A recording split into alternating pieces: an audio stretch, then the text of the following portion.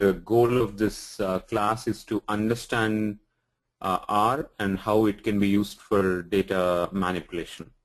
Okay, so specifically we are going to look at what is R, what is a typical data analytic process, and how R can be used in different steps in this entire process. And we'll start with the very basics. What are the data types supported by R? What are the primitive operations that R is capable of? And how the extensibility mechanisms exist in R and stuff like that. Okay, Sanjeev, I'll come to that difference between R console and R studio.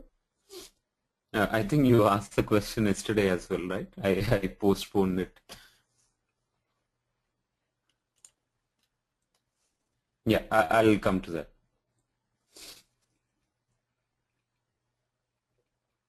Okay, so did we talk about yesterday why R has become so famous and why I wanted to cover in this particular class? No, okay. So yeah, so R is there for a very, very long time.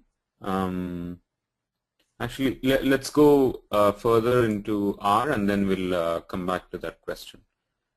Okay, about R. So what is R? This is, I think, a copy paste or not copy paste. I made that. Okay, never mind. So R is an integrated suite of software facilities for data manipulation, calculation, and graphical display.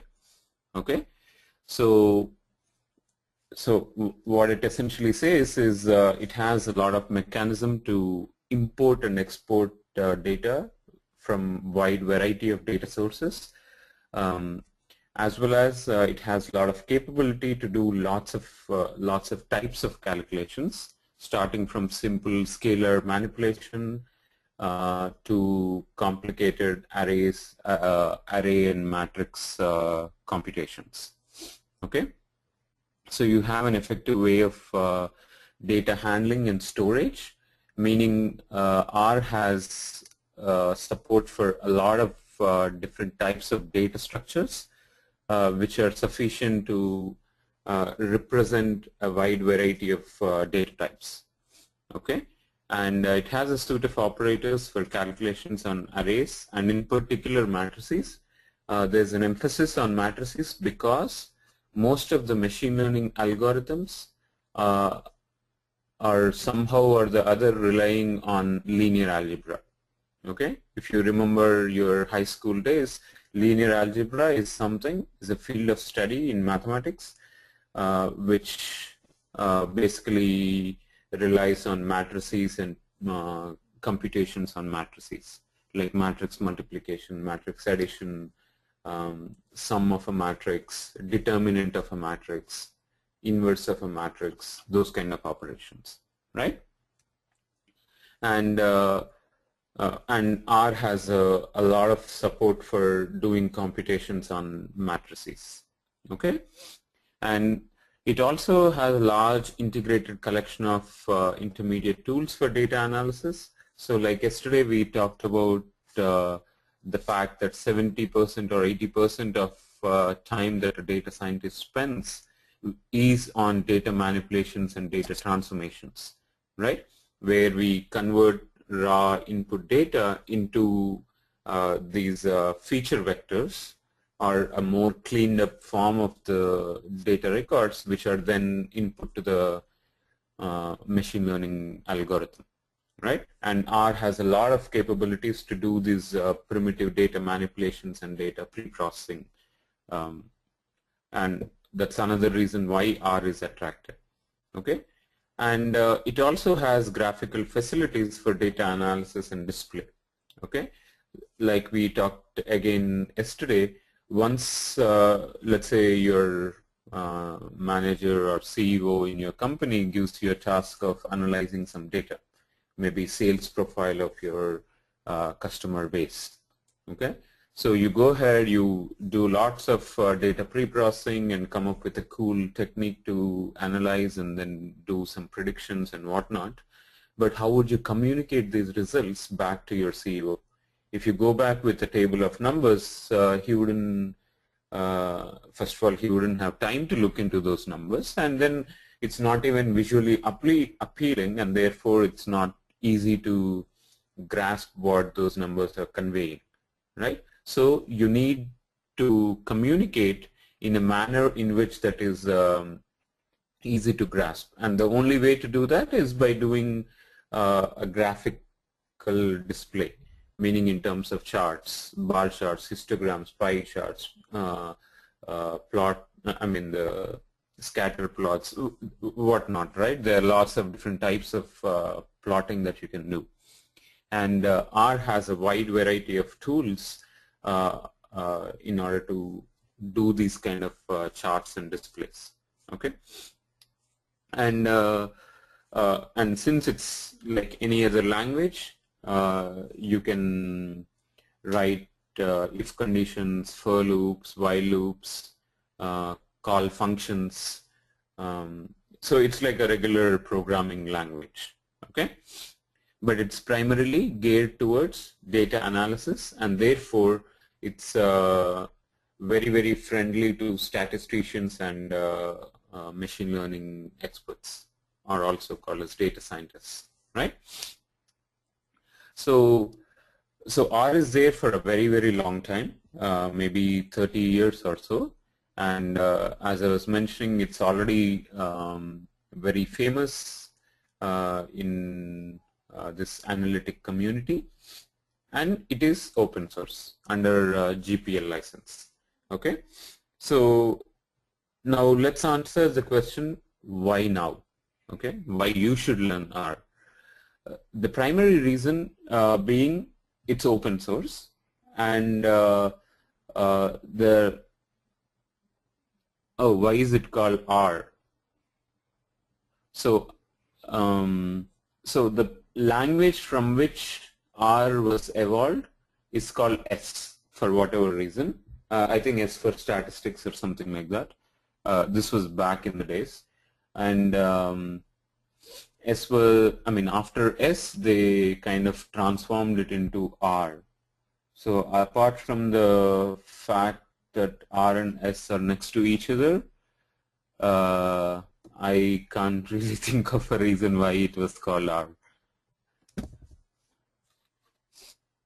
Okay.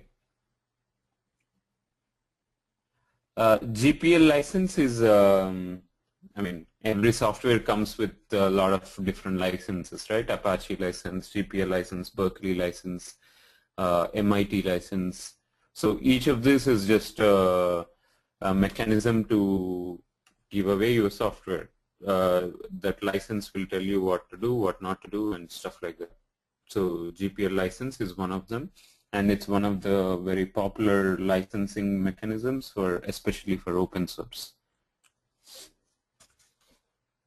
Okay, compared to Apache license, it's a little more constrained, but yeah, you can read up the terms of license on Wikipedia probably. Okay, now, so the fact that this is open source makes wonders, right? Look at Hadoop. The fact that it's part of Apache and open source and freely available, you can quickly get a community around, right? Because since it's free, everyone wants to try, and everyone wants to improve it as well, right? And slowly this becomes more and more mature. And given the fact that R has been there for 30 years, you can imagine how mature it is. Okay, mature in the sense of amount of capabilities that are built into R. Okay, and there's also MATLAB, there's also SAS, but they are all proprietary, and it's not very easy to, SAS is probably not an equivalent comparison. Probably MATLAB is an equivalent comparison, but MATLAB is expensive. MATLAB licenses are still expensive. So it's not easy for organizations to adopt to MATLAB and integrate their product product portfolio with MATLAB. Okay. So open source is one thing, free is another thing, and because of this, and as we'll see later in the class today, R is limited by main memory, as somebody pointed out yesterday, right? What that means is when you install R, as you did already, the maximum amount of data sets, maximum size of data sets that you can process is limited by the size of main memory that you have on your machine. Okay, so if you have 4 gigabytes of machine, let's say you're running Windows, so it will take about a gig for operating system alone. So the remaining available memory, which is 3 gigabytes, is the maximum size that you can process using R. And this is because whenever you do something with R, it loads the data into memory and then further subsequently operates from memory. Okay, so that means you have an inherent scalability problem because it cannot handle more than your memory size. Okay, and what these Hadoop vendors are doing currently is that, so Hadoop obviously can handle large data sets that are residing on the entire cluster, right? So potentially you can deal with terabytes, petabytes of data given the large sizes of Hadoop clusters. Okay, and what these Hadoop vendors, which include IBM, Oracle, Cloudera, Hortonworks, and who else is there? The major players. Yeah, Intel had a distribution, but now they stopped it. But anyway, so all these vendors of Hadoop distributions, they are now trying to integrate their Hadoop products with R. Okay, and again, the reason being R is very famous among statisticians, and oh yeah, Revolution Analytics is only the R part of it, not really, they don't have a Hadoop distribution on their own, but yes, these Hadoop vendors are integrating with Revolution, absolutely. So since R is famous among these people, and by integrating with R, you're suddenly giving the capability of processing large data sets to these statisticians and machine learning experts. Okay, and that is the reason, and since every company now has a story around R, like if you take Oracle, there's a ORE, Oracle R integrated environment or something like that, where you can be in your R Studio or R console and then operate on large data sets that are sitting in the backend in an Oracle database or Oracle Hadoop distribution. Okay, and similarly you can do that with Cloudera, you can do that with Hortonworks, you can do that with IBM portfolio as well. Okay, so so since every commercial vendor of Hadoop is now trying to integrate with R, that kind of automatically increases the popularity and the importance of R even higher, right?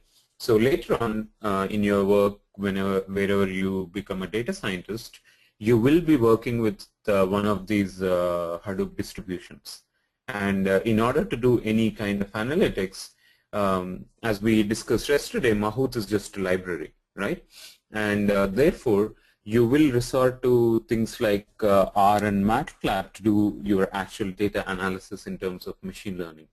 Okay, and now that you will learn R, you should be able to address the data analytic needs of your organization in a very, very easy manner.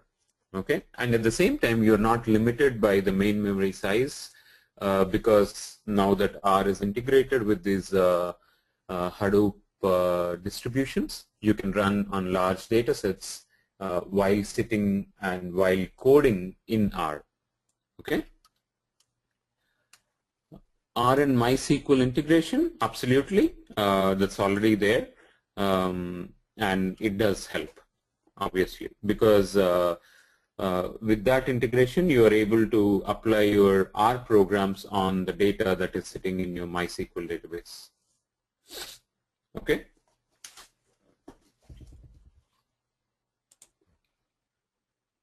So before we further delve into the capabilities of R,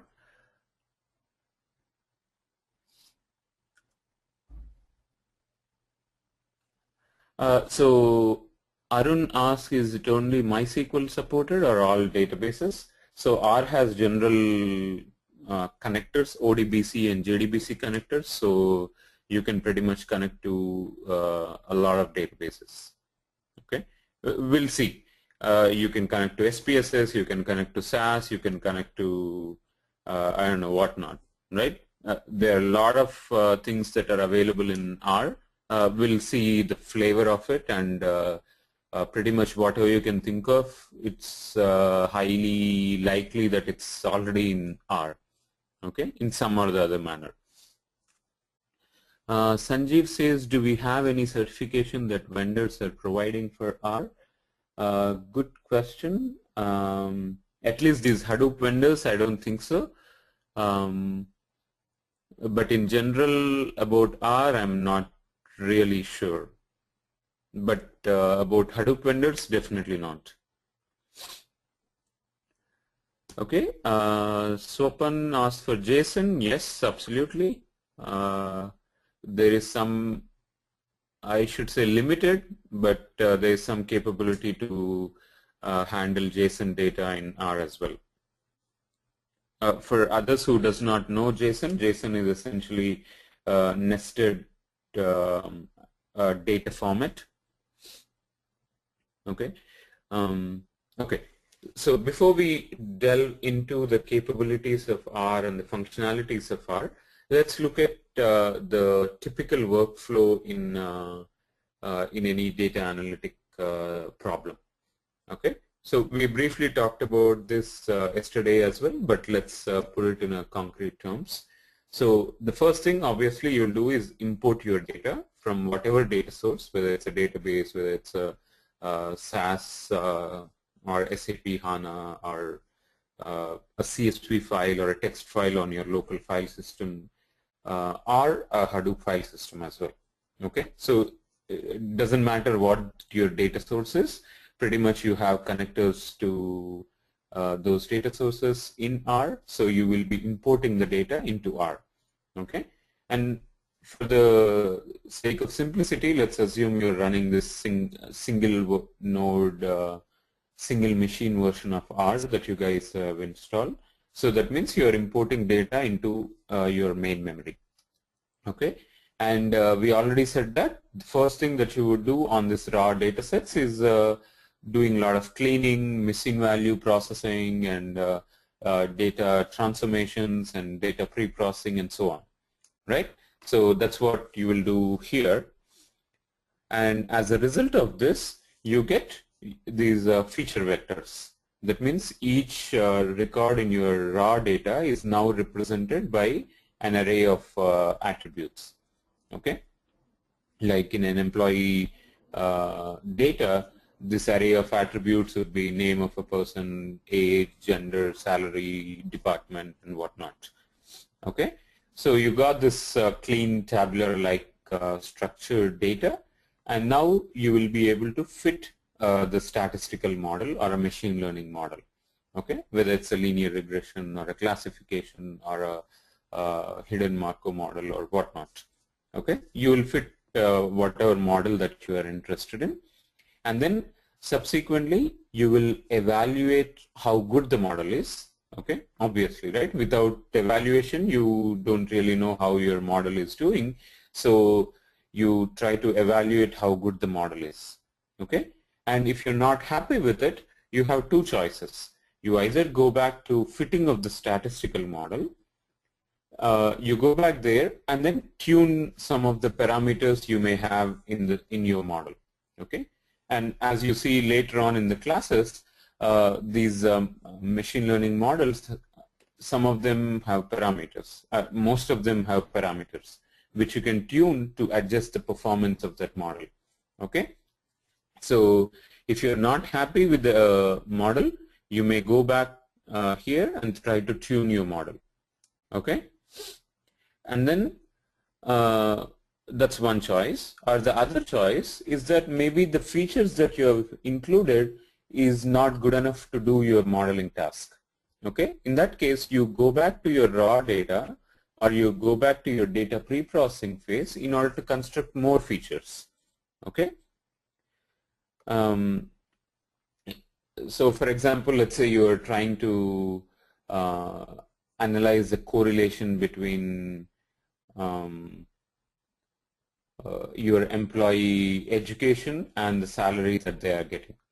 Okay, so obviously you will try to start by taking two attributes, the education as well as the salary of the person. Okay, you take those two and then you try to do some kind of a modeling, maybe linear regression or some kind of a correlation analysis, and you see that, oh, you're not really getting a very good result from that model. In that case, maybe I think that, oh, okay, just the education, meaning the degree, may not be sufficient to capture the real impact on salary. Maybe I need to include the institution from which the degree was obtained as well. Okay, maybe is it IIT, maybe it's Pilani, maybe it's one of those NITs. Maybe that factor impacts the amount of salary that the person is getting. Okay, so then what you can do is probably go back to your raw data, try to extract that information, the institution from which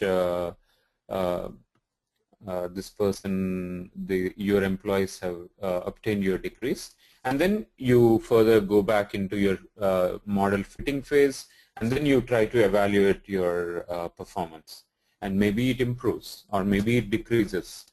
Okay, so anything can happen. It's basically iterative process, right? So you go back here or you go back here. Okay, and then once you're kind of happy with the model, you do something called as cross-validation. We'll come to that point maybe later in the class. So for now, just ignore it. And then you finally evaluate your model on the new data. That means something unseen by the model, just to check the performance of the model on completely new data. Okay, and then finally you produce the report. Okay, so if you look at this entire process at a very high level, you need some importing capabilities, right? Being able to connect to different data sources and import the data. And then you need a lot of capabilities for doing data transformations and pre-processing. And you need capabilities to do actual machine learning. And of course, some evaluation and cross-validation. And then finally, for producing the reports, you need some capabilities to draw charts and graphs. Okay, and R covers all of these steps. Okay, starting from import to the final display of the results. That is yet another reason why R is very famous. Okay, because it's a complete end-to-end package. Okay. Now coming to your questions here. Would it primarily have to be denormalized format to fit a statistical model? No. I mean, it really depends on the algorithm, what it takes, and your implementation of it. So, in a strict terms, the answer is no. Okay. When to use which model? Please include it in later. That's $1 million question, and there's no right and wrong answer for it. At least as you learn different types of models, you will know when one class of algorithms are applicable, when other class of algorithms are applicable, but there's no correct answer for when to use a particular algorithm, because there is no answer for that. Because it really depends on the data and the type of setup that you have. On some data, maybe logistic regression may be doing better for doing classification. And some other data, decision trees may be better. On some other data, maybe random forests are better. In some other data, maybe naive Bayes is better. Okay, so there's no answer when a particular algorithm would do better. Okay, so typically what you do is you try out all these algorithms and then try to choose the one that performs best. Okay, but however, as you learn more and more, as you work with these algorithms more and more, you will gain some insights as to what are the intricate positives and negatives of these algorithms, and depending on the situation and the data set, you may try to exploit these intuitions about these algorithms. Okay, but other than that, again, there's no answer for that question of when to use which model. Okay. Swapan says tuning the model is the most trickiest part. Absolutely. And equally important is the feature construction phase, which is here, which I think what you meant by tuning the model, which is here as well as here. Okay, does R do data processing like Hadoop? So not sure how to interpret that question. So let me answer it in this way, and then maybe if it's still not clear, you can rephrase your question. So first of all, R can operate on data that is sitting on HDFS. Okay, so that's one form of R and Hadoop integration. And you can write your MapReduce programs using R. Okay, in other words, you are trying to code in R, but you are doing the MapReduce style of processing. Okay, and you can run R from mappers and reducers in your Java program. Okay, all of these variants are possible. Now, again, you try to answer the question, does R do data processing like Hadoop? I don't know how to interpret that question. So given all these possibilities of integrating R and Hadoop, let me know if you still have any particular question in mind. Okay. Any other questions as of now?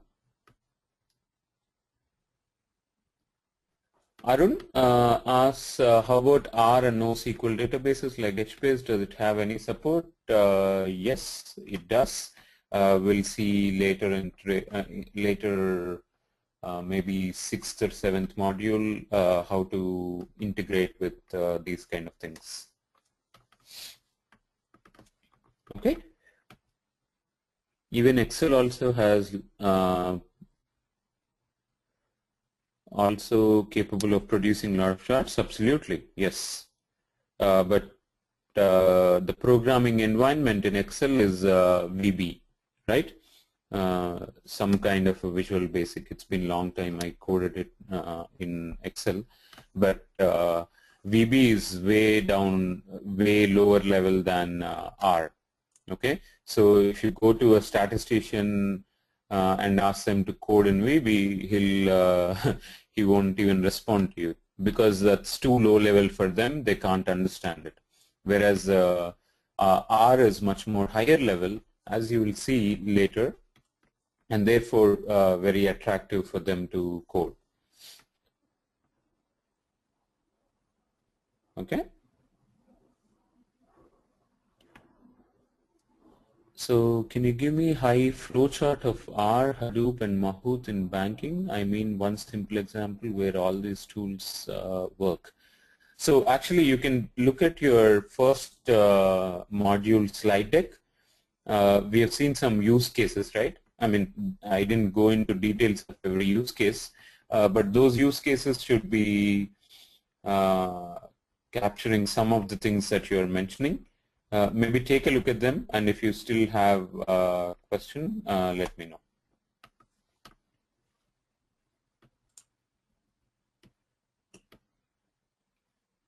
Okay. Yeah, we already talked about why use R, so let's skip that. And okay, another thing about R, which you will again see as we learn about R, is that it has a lot of flavors of functional language. Okay, and if you're familiar with functional languages, you can understand it better. If you don't know about functional languages, don't bother, just ignore this slide for now. Essentially what functional languages gives you is a lot of flexibility in defining functions wherever you want, whenever you want, and it also leads to clear and compact code. And since you're writing less code, it's easy to debug as well. And apart from functional programming flavors, you also have object-oriented nature in R, because it's the earlier language from which, or the parent language for R is S, and S is a object-oriented language, and therefore R also has object-oriented language features. Okay, so because of all these factors, it's basically more attractive to code it in R. That's all.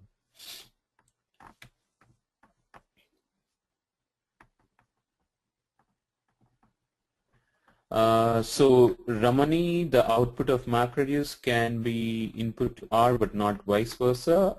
No, that's not correct. You can do vice versa as well. We will see these things when we talk about R and Hadoop integration. Okay, that's probably later in 5th or 6th module. Okay. Okay, so enough of introducing R, why R is great, and why you should learn R. Let's assume we are all convinced about learning R, and now let's start learning R. Okay, so before we go into the details of R, now let's come back to that question of R console and R studio. Okay, finally we'll be in a position to answer that question. So let's go to R Studio to start with. I suppose you guys have installed it. Actually, let's start with R console. So let's do R. Okay, so R console looks like that.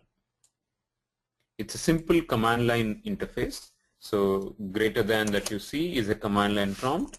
You enter some command, quickly executes, gives you the result, and comes back with a command prompt. Okay, so this is almost like an interpreted language, right? I don't know if you guys are familiar with interpreted language, but yes, I would increase the font. For now, it's just R console, so I'm not going to work on it, so that's why I didn't bother to increase. But let me do that anyway.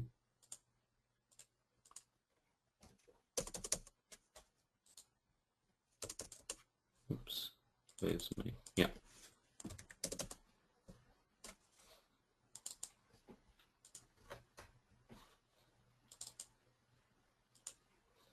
Okay, so this is a command prompt. You can write commands and you quickly come back with an answer. Okay, and as I was saying, this is like an interpreted language. Okay, so what does that mean? As soon as you type something, it will take that statement, it will parse it, and figures out what to do, performs that operation, and comes back with the result. Okay, so this is also falls under the notion of REPL language. Okay, REPL. What that is read, eval print loop. Okay, so this is like a class of languages which kind of refers to interpreted style language. So what that means is as soon as you enter a statement, it reads the necessary data sets to execute that statement, and it evaluates that statement, and it prints the results, and then you do this entire process in a loop again and again. Okay, so that's exactly what we're doing here. Keep on giving some commands for it to execute. And currently I'm just giving some random text, so that's why I'm getting an error. Okay, so this is our console. What you have is simply the console and a command line prompt, and then you keep on executing commands there. Okay, now if you go to RStudio, it's just a more nicer environment for development. So let me increase the font before I say anything.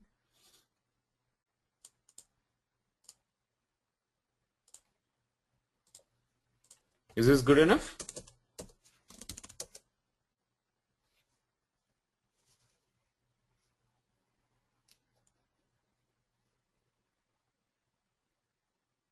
Is this size good enough? Okay.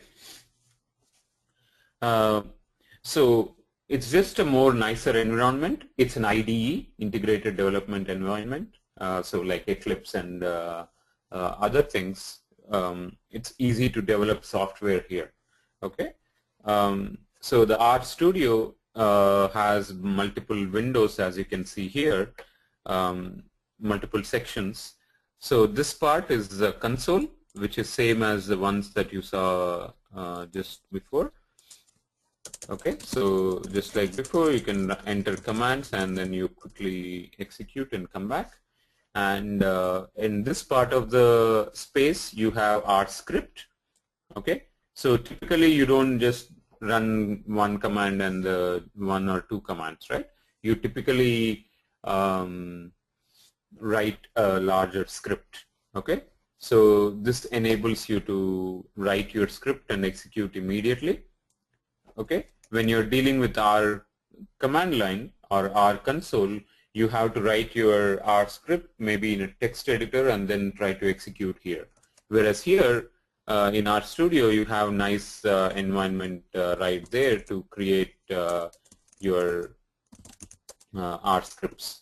Okay, and then you simply select them and say run, and then all those commands are run one by one. Okay. And here you have the history of commands that you executed. So just for help, it will be nice to see all the history of commands, and the workspace, meaning the set of variables that you loaded in this particular R script so far. Okay, and here you will see some help and other things. If you plot something, it will come here as a plot. Okay. So it's just a nicer environment where everything is available to you at your fingertips, and that's why it's much easier to work in RStudio as opposed to R console. Okay, but in terms of the core capabilities, there are absolutely no difference. Okay, because this console, which is doing the actual data processing, is exactly same as your R console. Okay, so you can think of as RStudio being lipstick on top of our console.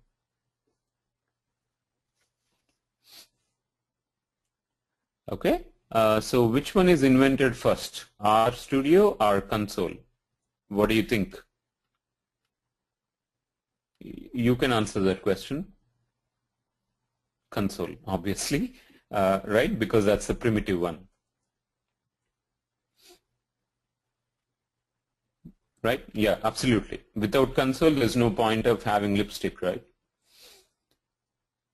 Now, how to open that one? What do you mean? The RStudio?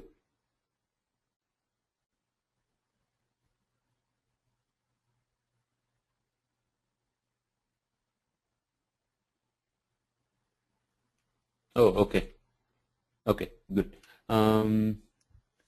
So Sanjeev also, it means without installing R console in the system, if you install R, yeah, it doesn't help, right? Oh, okay, that's what you meant by what is first, okay? But now Ramani says I have installed R in RStudio, but I don't know how to run RStudio. So RStudio, just like any other program, you go to your all programs. I mean, I'm on Windows, so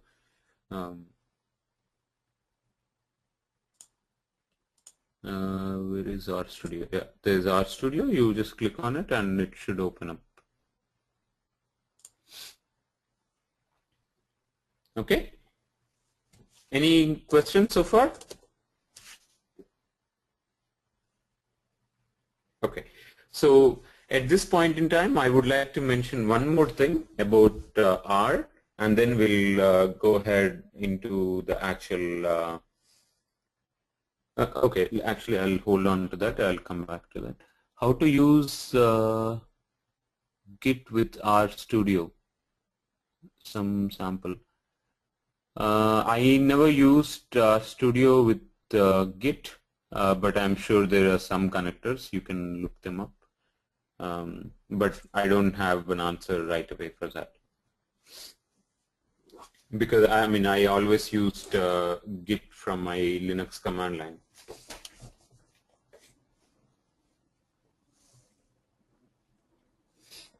Okay? Okay, so let's close this R console. Now let's go back to our slide deck. So first thing that you will learn in any language is the set of data types that that language supports, right? So let's look at what all things that can be possible in our language. So first thing that we told is R can be used as a simple calculator, right? So when we read about what is R, we saw that it can be used for doing calculations, okay? And what are calculations? Simple calculator. So I can say 1 plus 2, okay? 3.5 plus 2.5, 2.6. So 3.5 times 2.6 plus 1.4 divided by 34 plus 5, okay? So you can write arbitrary expressions. Now you can see what is the meaning of interpretation, right? As soon as you write that command and press enter, it immediately executes that statement and gives you the result, okay? And not just constants, but I can also say variables, right? I can say A equal to 1, B equal to 6, and then C equal to A plus B, okay? Now if I see C, the value is 7, okay? So I can create variables as well, just like any other language, okay? Now, as you will see, this workspace window will have all the variables that I am declaring. So I declared A, B, and C, so I'll see A, B, and C. So if I now say D is equal to C divided by 5, that D will come here, okay, along with the value. So workspace is simply the list of variables that you have been working with. Okay. Good observation, Sanjay. I was waiting for someone to ask that question. So he asked, what is this 1? Okay. We will see the answer in a short while. As we look at more data types, we'll come back to that. Okay. So as you already saw, the couple of data types here, the individual numeric values like integers, as well as the floating point values with a decimal point in it. Okay, both of those are supported by R, not surprisingly. Okay, and Aditya says, what is the default variable type? Okay, so as you can see, we did not define any default any data type, and therefore it figures out what is the data type. There's no default one. but depending on the value, it infers the data type. Okay. I'll show you an example once I cover all the variable type, all the data types.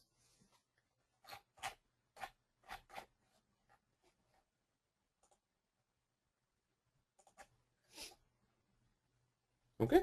So obviously, so the first data type is the numbers.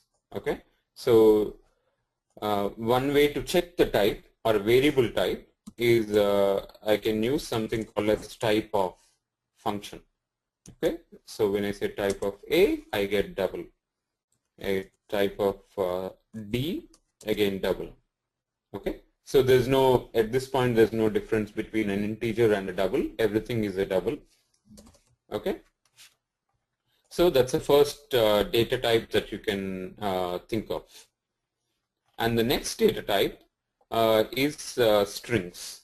Okay, so I can say hello, and I can say world. I can say s equal to hello,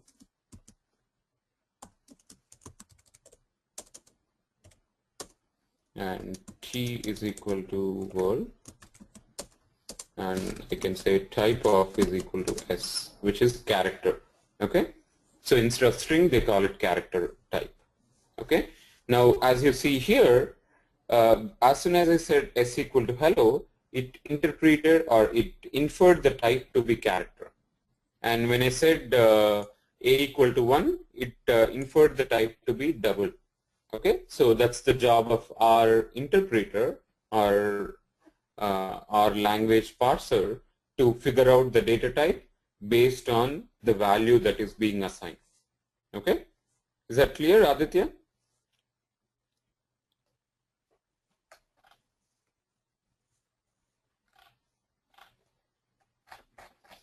Okay, now given these two basic types, you can construct more complex objects from these.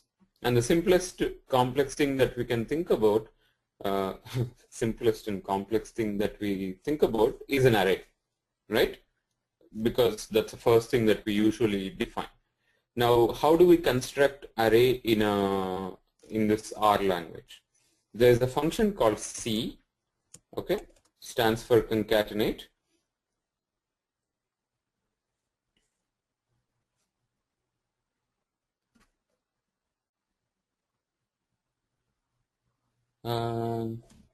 So Venu asks, how do we get the workspace tab or other tabs on the right top most box? This guy?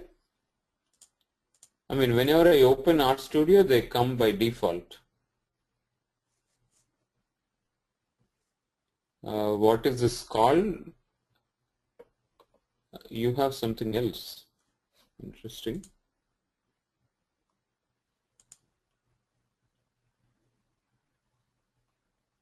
But you don't have these tabs, workspace and history? Okay, history is there, but instead of workspace, it's called environment, is it? Does it have all the variables? Oh, okay. Maybe it's just the change in name. Maybe I have an older version of RStudio and you have a newer version.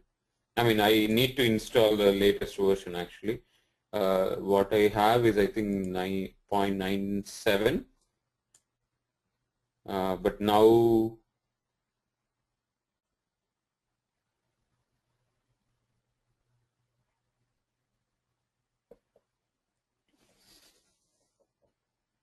yeah, new one has environment probably. But nevertheless, I mean, name doesn't matter. It's just the functionality is the thing that matters. Okay. So yeah, Subrata is saying workspace is equal to environment in the new version. Okay. So now coming back, how do we construct arrays? The function that you would use for arrays is called C. Okay. C maybe means construct or concatenate. Okay. not concatenate, I think construct. So if I want to simply create an array of numbers, I'll say C 1, 2, 3, 4. Okay. Now it will give me an array of size 4, and the values are 1, 2, 3, 4. Not surprisingly, right?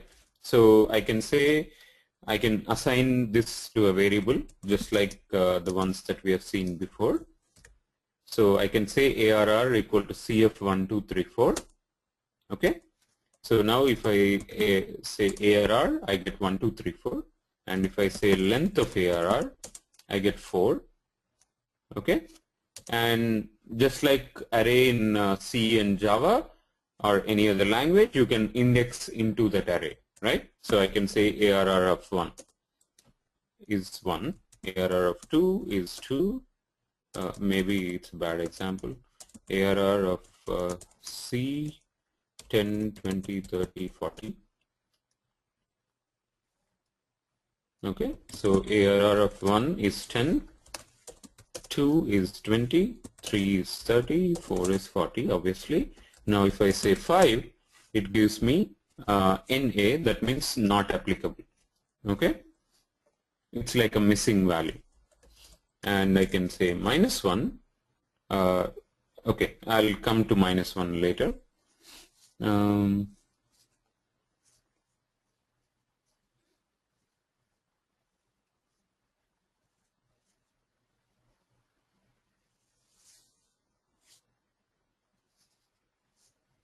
So count is equal to length. Yes, Sanjeev, yes, length is like a number of elements in that array. That's right. Subrata. Oh yes, of course you can do length of ARR. Okay, Patanjali, I'll come to that. Very good observation. And Subrata says C of 1, 2, 3, 4, you get an error. Okay, so probably you did that. Okay, so what's the difference between, good point Subrata, that brings me to this point. So C of 1, 2, 3 worked, whereas C of 1, 2, 3 does not work. What's the difference? Does anybody observe the difference here?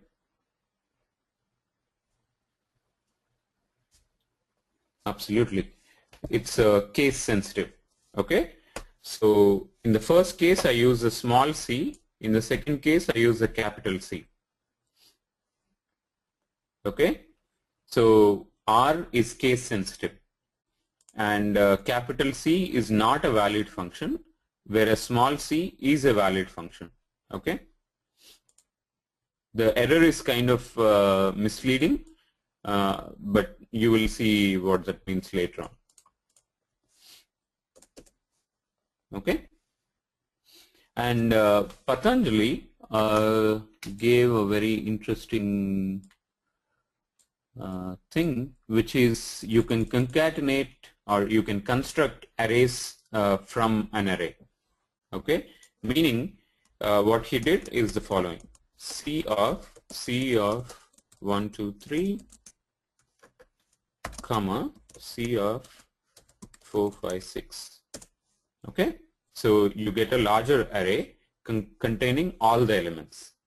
Okay, I could do the same thing by saying ARR1 equal to C of 1, 2, 3, ARR2 is equal to C of 4, 5, 6,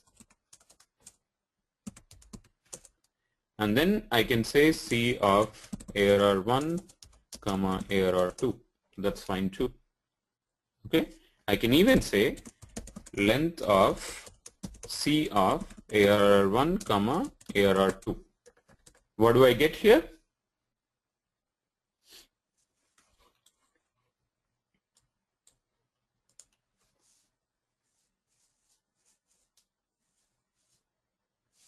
Okay, any other answers?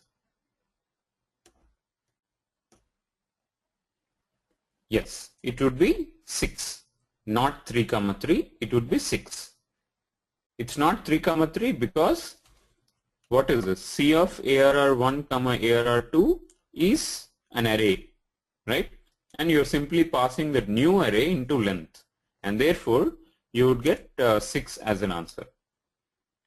Okay, how am I clearing the console? That's a good question. I'll say Control L, CTRL plus L.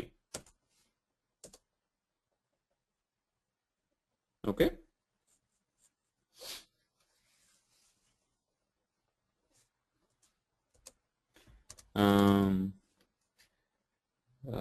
So you can construct arrays of any data type. So I can say C of hello, comma, world, comma, exclamation. Okay, that's possible too. It's just that an array containing 3 different elements. One is hello, one is world, one is exclamation.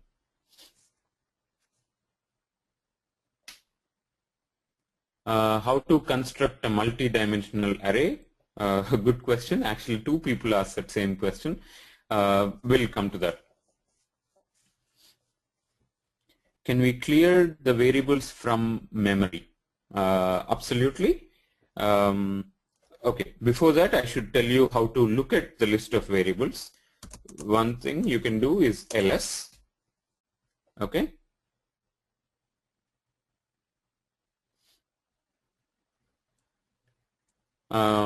That will give you list of all the variables that you have.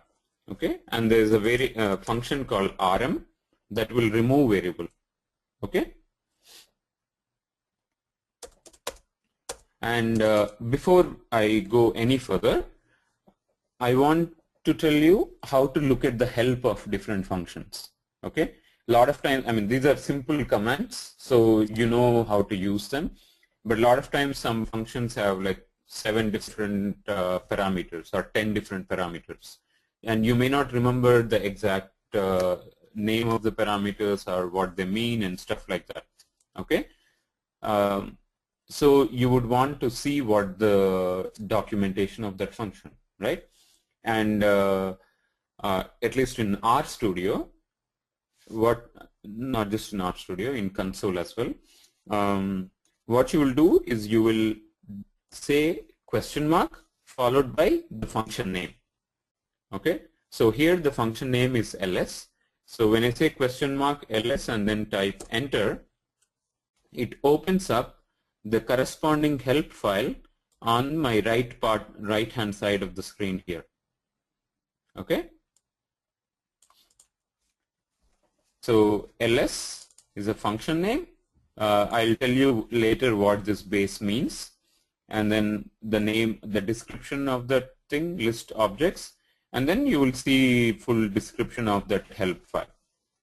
Okay, what does it mean, the usage of that function.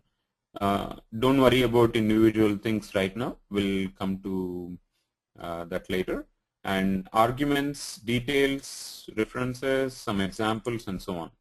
Yes, it's a lot like Linux and Unix commands, right? And Sanjeev, absolutely true. He makes a good observation that all these variables, the values of these variables are stored in memory. Okay, so for whatever reason, if my R instance crashes, all these variables are gone into space. Okay, since it's in memory, there's no way I can store. They're not persisted, and therefore you cannot recover from those failures. Okay, and Patanjali, thank you. He did another thing, which is the following. Okay, what does that give you? So I told you how to create an array of numbers. I told you how to create an array of strings. And what he did is create an array of string and number. Okay, so in that case, the 12 actually gets promoted to a string. Okay, and therefore you will still get an array of strings where the second value is actually a string containing 12. Okay, So I already said, let's say ARR is an array of elements, and if I say ARR of 4, I get 40. And what if I say ARR of length of ARR? What do I get?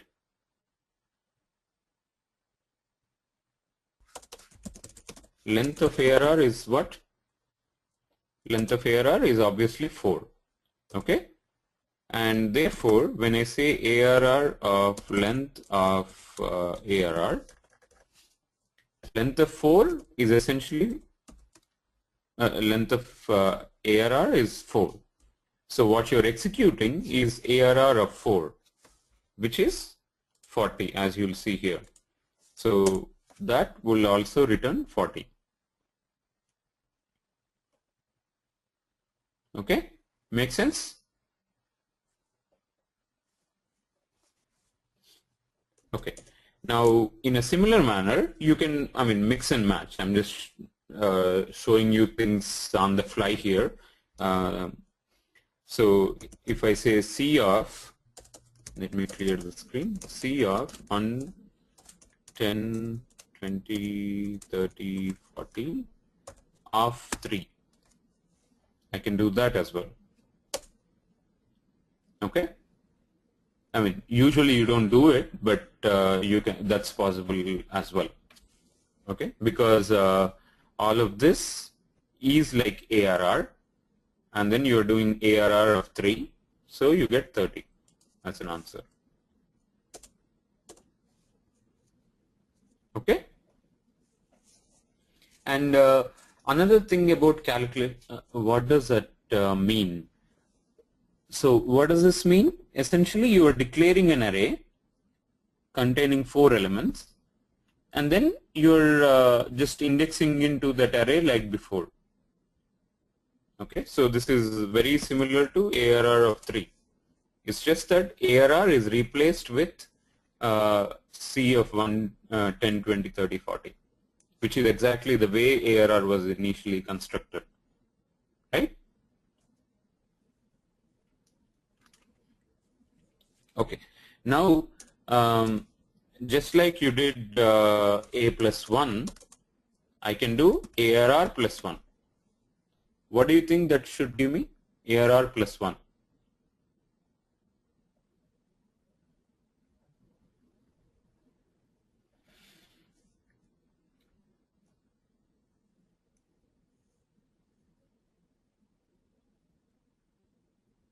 What does A plus 1 do? A plus 1 does, it takes the value of A, adds 1, and then produces a result. And what is ARR plus 1? What is ARR? It's a list of values, right? It's an array of values.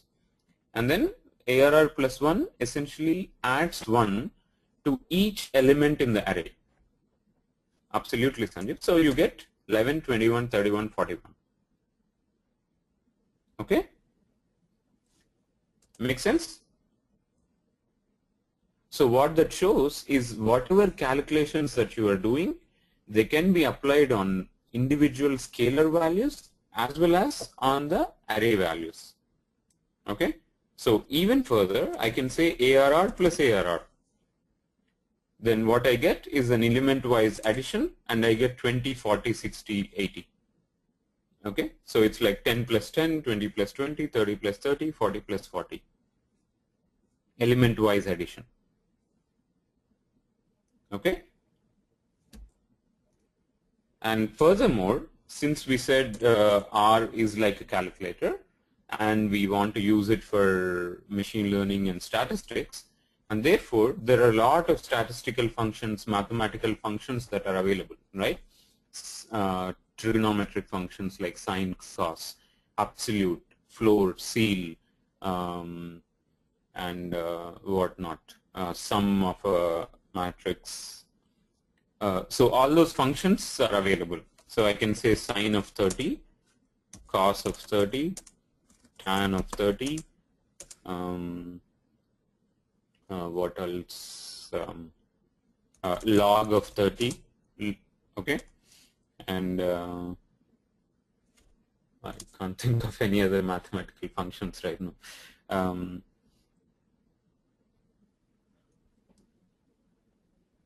Yes, exp of 30. That's good. Pi. What is the pi command does?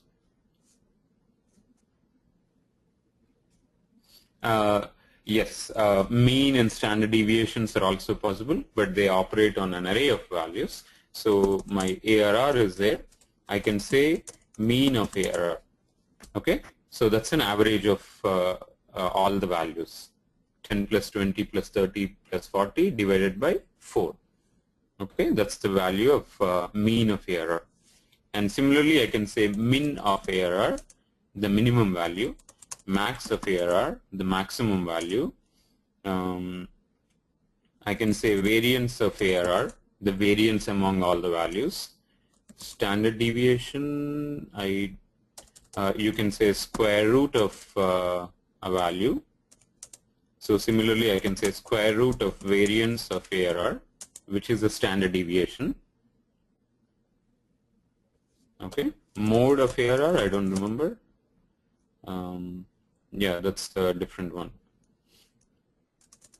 Mode you would compute in a different way. I'll show you later. You can see what mode does actually. Let's look at it. Yeah, as you will see, this is a storage mode of an object, not really mode statistic. Okay, so I'm just showing you a bunch of things that can be done. And Ramani asks a very obvious question, which is where can I get the list of commands? Okay, so there are our documentation, our tutorials available, but it's never, I mean, since R is so vast, you will never know about every feature and every capability in R. Okay, usually you will learn on the go, and then over the time you will be familiar with the stuff that you typically use. Okay, but there is definitely a list of commands that you can find out on the web. There's a complete R tutorial, not R tutorial, R user guide that should give you, that's like a language guide that you will have for C, Java, or any other language. R also has a language guide. So yes, this is another thing. So I can say A equal to 1 or A arrow 1. Both are equivalent. Okay, this arrow is essentially less than followed by hyphen. Okay, both are valid symbols for assignment. Okay, so here I'm assigning X with an array of values 1, 2, and 4. Okay, now when I type print X, I will obviously get 1, 2, 4. Okay, and so this one that we are seeing is essentially, I mean, in R everything is like shown as an array or a list, and this one is essentially means that your result contains one element in this entire array.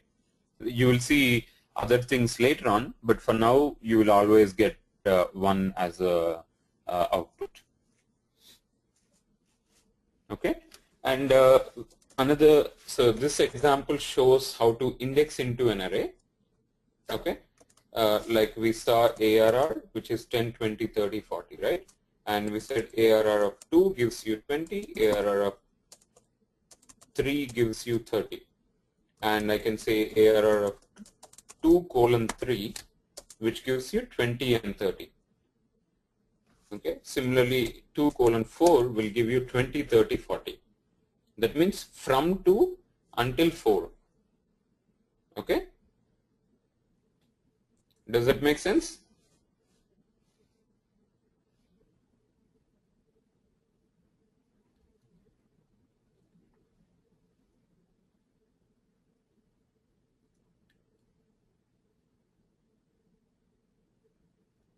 Yes, Arun, that is correct. Both are same.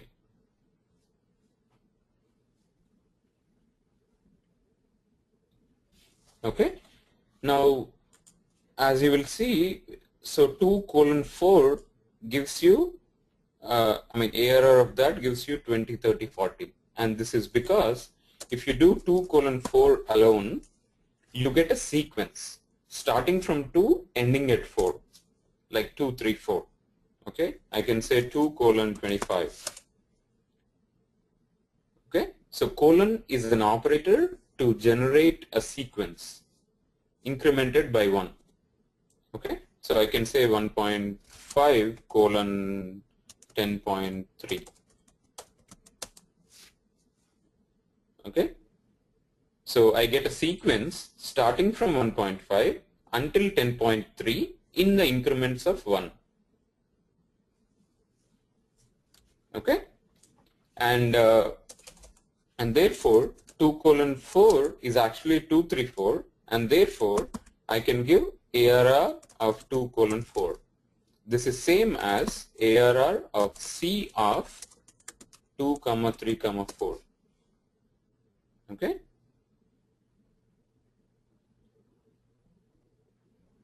So, I mean, you can see how you can kind of mix and match all these arrays, lists, and indexing, sequence operator, and all those things.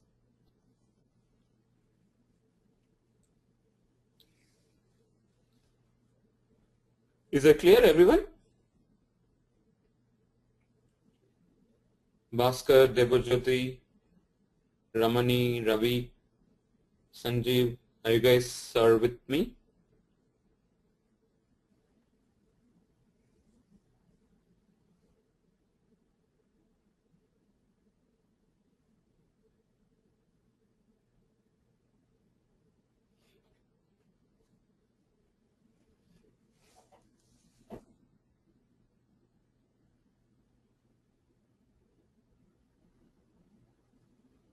So,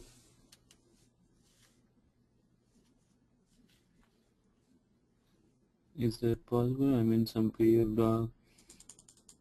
Okay, Sanjeev says yes, I can dock it. So I can take this entire history and post it on LMS. I can do that.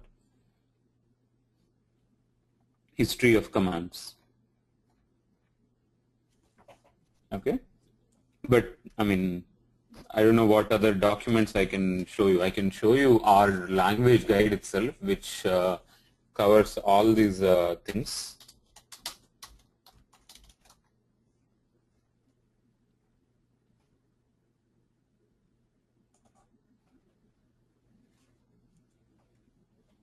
Okay, like so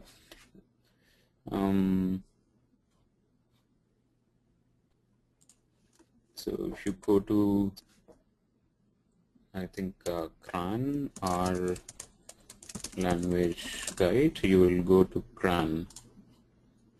Okay, so here you will see a lot of documentation. Our internals, writing our extensions. Primarily, we want to look at our language definition. Okay, it's a complete language reference guide, like any other thing that you will see. It's pretty long, but it should be completely self-contained. Okay, and Ramani says the increment is by default 1 here. Can we give our increment? Absolutely. There you will use a function called sequence. Okay, so colon sequence. You can say from, you can say to, and the increment. By default, the increment is 1, but you can specify an increment. So I can say sequence of 1, 10, 5. Okay, I would get that. And is that clear, Ramani?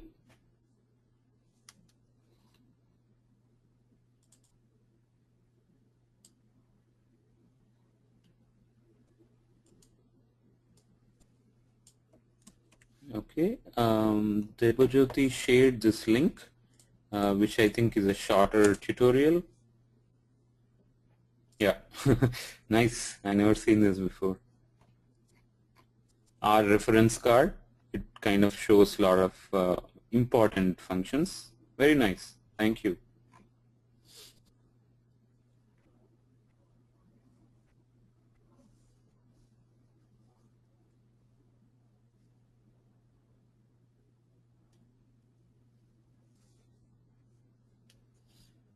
Okay, and meanwhile Patanjali tries something interesting, which is 0:-1. What should that give? It's basically not just an increasing sequence, but you can also give a decreasing sequence. Okay, so I can say 0:-10.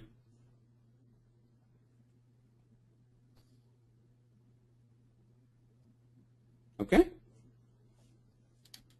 and he tried this ARR of 0:-1. Okay, I'll tell you why that happens in a short while. Okay, actually let's discuss now. So I can say ARR of -1 as well. What that minus indicates is basically remove the first element. Okay, the positive value ARR of 1 is telling you to extract the first element. That means get that first element, right? Whereas ARR of -1 tells you to remove the first element. Okay, instead of extracting, you want to remove it, and therefore you will get the resulting array to be that. Now, same thing I can say ARR of minus length of ARR. What will that give me?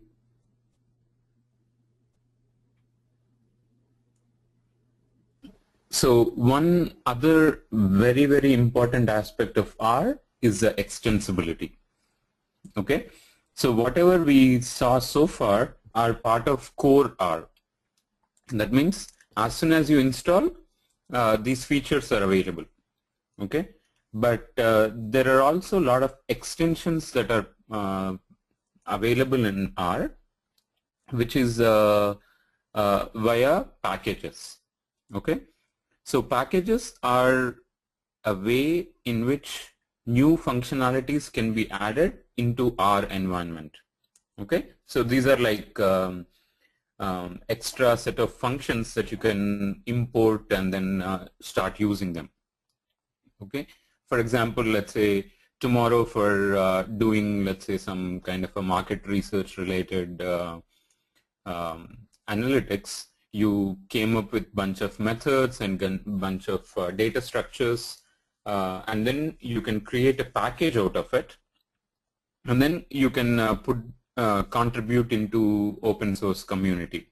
And later on, if I want to do market research related analytics, then I can import your package and then start using the functions. That way I don't need to re-implement everything on my own. And similarly, if you're doing, let's say, some biological data analysis, the type of methods, the type of statistics that you compute are something completely domain specific, right? So somebody might decide to write a package out of all these utilities and then contribute to open source, and then other people who are doing similar biological data analytics, they can use those packages. Okay, so packages are the means of contributing to the community as well as reusing others' code, as well as essentially extending the capabilities of R. Okay, and when we actually said sequence, this is a function name, and whatever you see in these brackets, sorry, I cannot increase the font of this part of the window, but whatever you see in the brackets is the package name. Okay, by base, that means it's a base package that's already by default installed on your machine. Okay, so around the help page there's also a tab for packages. Okay, it shows the list of all the packages that are installed on my machine currently. Okay, now yes, obvious question is what are all the packages available, and how would I know if the functionality that I need is already implemented in some package? That you will know only over the time by going through different things, because the actual list of packages is very, very, very, very long. It's, I think, more than 5,500 packages are available in R. So all these packages are available again in this CRAN repository. So CRAN repository is a place where the complete resources for R are available. Okay, so let's see, R CRAN packages. Okay, so yeah, last time I checked it was 5,500 something, and now it's already 5,761. So I don't think anybody knows about all the packages. I myself don't know about all the packages. I usually use very, very small subset, and then I'm happy with them. Okay, that's why the things that you see installed on my machine is a very, very small subset of that 5,061. Okay, and you will know only by experience, and maybe when you are looking for something, you'll run into some package and you start using it and stuff like that. So you will learn about them over the time as the time goes by. Okay, and there are two things that you need to do in order to use a package. Okay, first one is installing a package, and the second one is loading a package. Okay, what is a package? Essentially, it's a bunch of code written in C, Java, or R itself, because a lot of packages are actually implemented using core R. Okay, the base R. It doesn't matter which language it is. So this package essentially involves some code files, some documentation, and some other manuals and whatnot. Okay, by installing, you mean essentially downloading that entire code files and all that package, all the zip file or the tarball into your machine from that CRAN repository. And if it is a C language code or if it is Java, you want to kind of compile it and then make it like an executable, right? So you do all that as part of installing a package. Okay, and you do it only once per every package. Once it's installed, it's installed. Okay, and once it's installed, if you want to use that package in a particular R script, you will load that package. Okay, by default, there's no meaning of just loading all the packages that are available in your machine, right? It may be just too much. So you will load on demand. Whenever you want to use a capability that is present in a package, you load that package and then use it. Okay, so for installing a package, which is the first step, we will have a command called install.packages. Okay, so inside this you give any package name. Let's say boot is a package name. Okay, so I would do something like that, install.packages, and then give a package name. And if I want to install multiple packages at the same time, I can create an array here also. Okay, so pack 1, pack 2. These are not valid packages, but some names. Okay, that's one way of doing installation. And other way, especially if you are in RStudio, there's a UI way of doing it. Tools, install packages, and then you can specify CRAN, and then give the package name here, boot. Okay, and then it will install into this particular location. Okay, now once it's installed, you will see that package name in your list here, and then you can load that package using a call called library. Okay, so I'll say library boot. That will load the package. Okay, and as soon as it loads, you will see a tick mark here. That means this is loaded. These are all installed packages, and I can, let's say E1071 is a package. If I want to load it, I can just click on this. It basically executed the library command. Okay, so these are two things that you need to know about packages. installing a package, which you will do once when you first start using that package, and loading a package, which you do every time in every script wherever you want to use that particular package. Okay, so when installing a package, do version come into picture? Absolutely. These are software, so they have versions associated with them. Just like R has a version, these packages also have a version. But typically, most of the packages are pretty matured and they don't get updated often. So once it's installed, usually that should be good enough.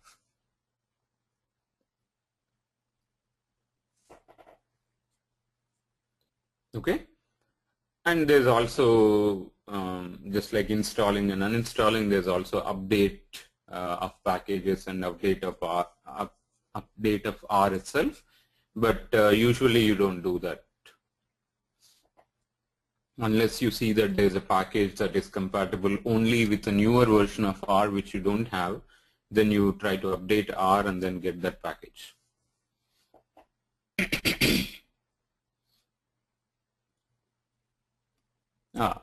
Good question, Tenraj. Actually, I forgot to say anything related to that.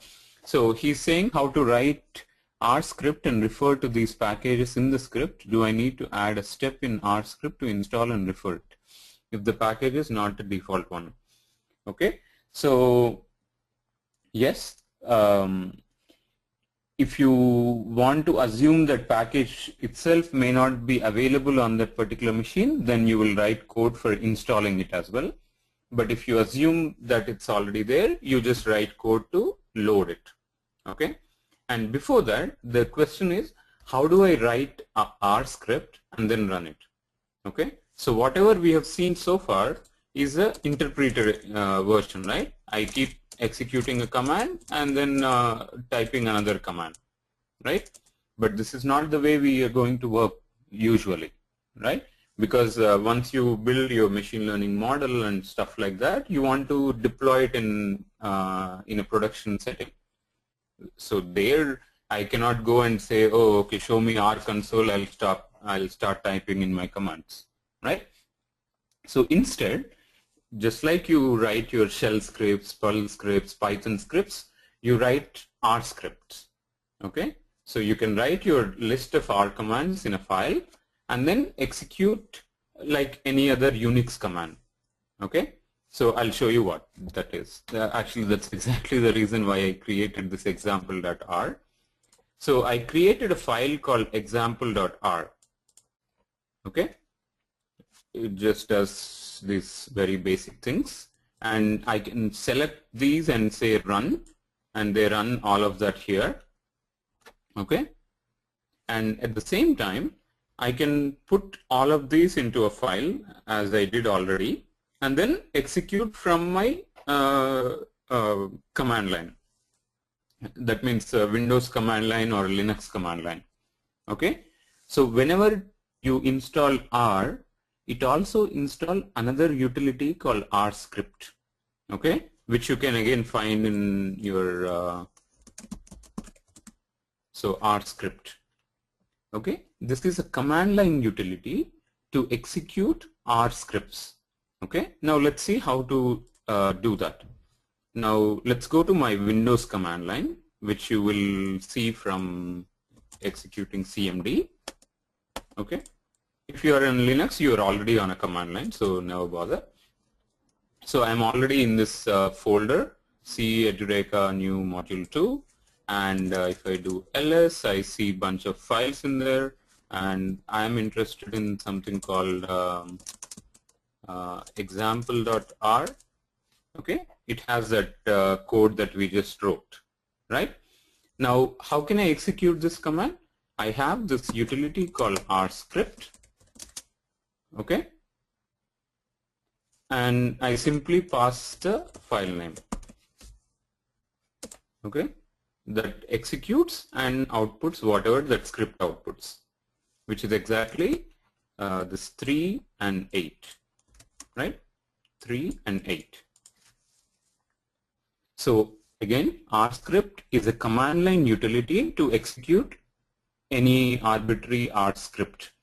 That means containing some R code, which includes calculations, function calls, installing packages, loading packages, and using the capabilities of that package. It's a valid piece of R code, any type of code.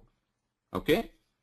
Now, another important aspect of this is, since R script is a command line utility, I can put it into anything that I want, right?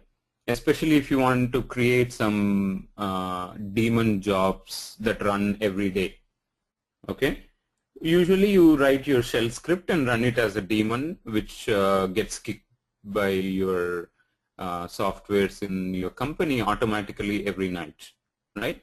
So in a similar manner, I can package this R script command into a daemon and then execute automatically every night or every week. Okay, so this is just like a Linux command. So wherever you can run Linux command, you can run R script. Like from my C program or Java program, I can call a Linux command, and therefore I can call R script command from my C or Java program as well. So for all practical purposes, R script is like a Linux command. So whatever you can do with Linux command, you can do with R script.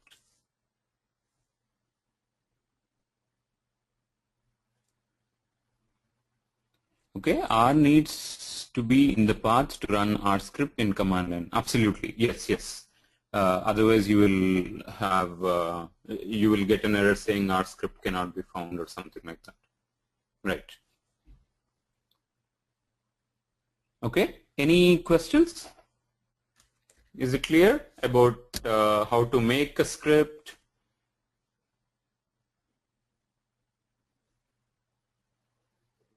Do we say R is 2-tier or 3-tier?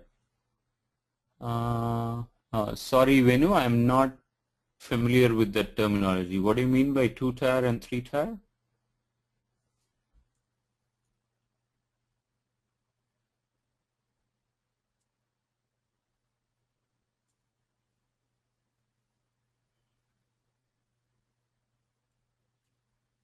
Yes, I understand you're talking about the architecture, but I don't know when something is called 2-tier and when something is called 3-tier, because this is very general terminology. Or at least I'm not familiar with that. Oh, okay. App to DB would be termed as a 2-tier.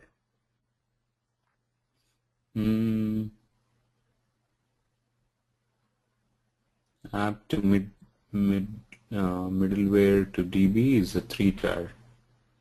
So, I mean, at least from that example, you can treat R as either one, because it can read from databases, some middlewares, and but if you don't do anything, if you're just doing R script of simple read-write commands, then it's probably 2-tier, because all you have is a disk on which the data is present and the computation engine, which is your R process that is reading and writing data. So there's no middle guy between. So it's a, I would say, 2-tier in a standard case.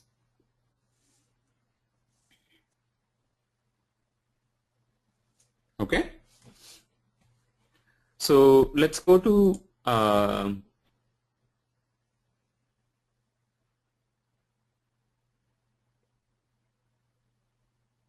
we do not deploy R script in any place. Why do you say that? I just gave an example where you can deploy R script and then let's say you build your model to do some prediction of fraudulent transactions, and I package that code to do the prediction into an R script and then execute this on incoming transaction automatically. So that's like deploying R script to do predictions on the incoming data tuples, and that's completely possible. So I'm not sure why you said we do not deploy.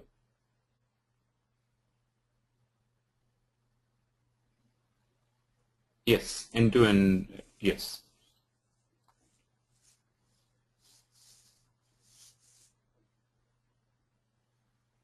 Okay, good. So now let's go back and understand how to import the data, right? Because that's the first thing that you would want to do in any data analysis, right? The first thing, even as we saw here, the first thing is importing data. So there are multiple things, as we talked already.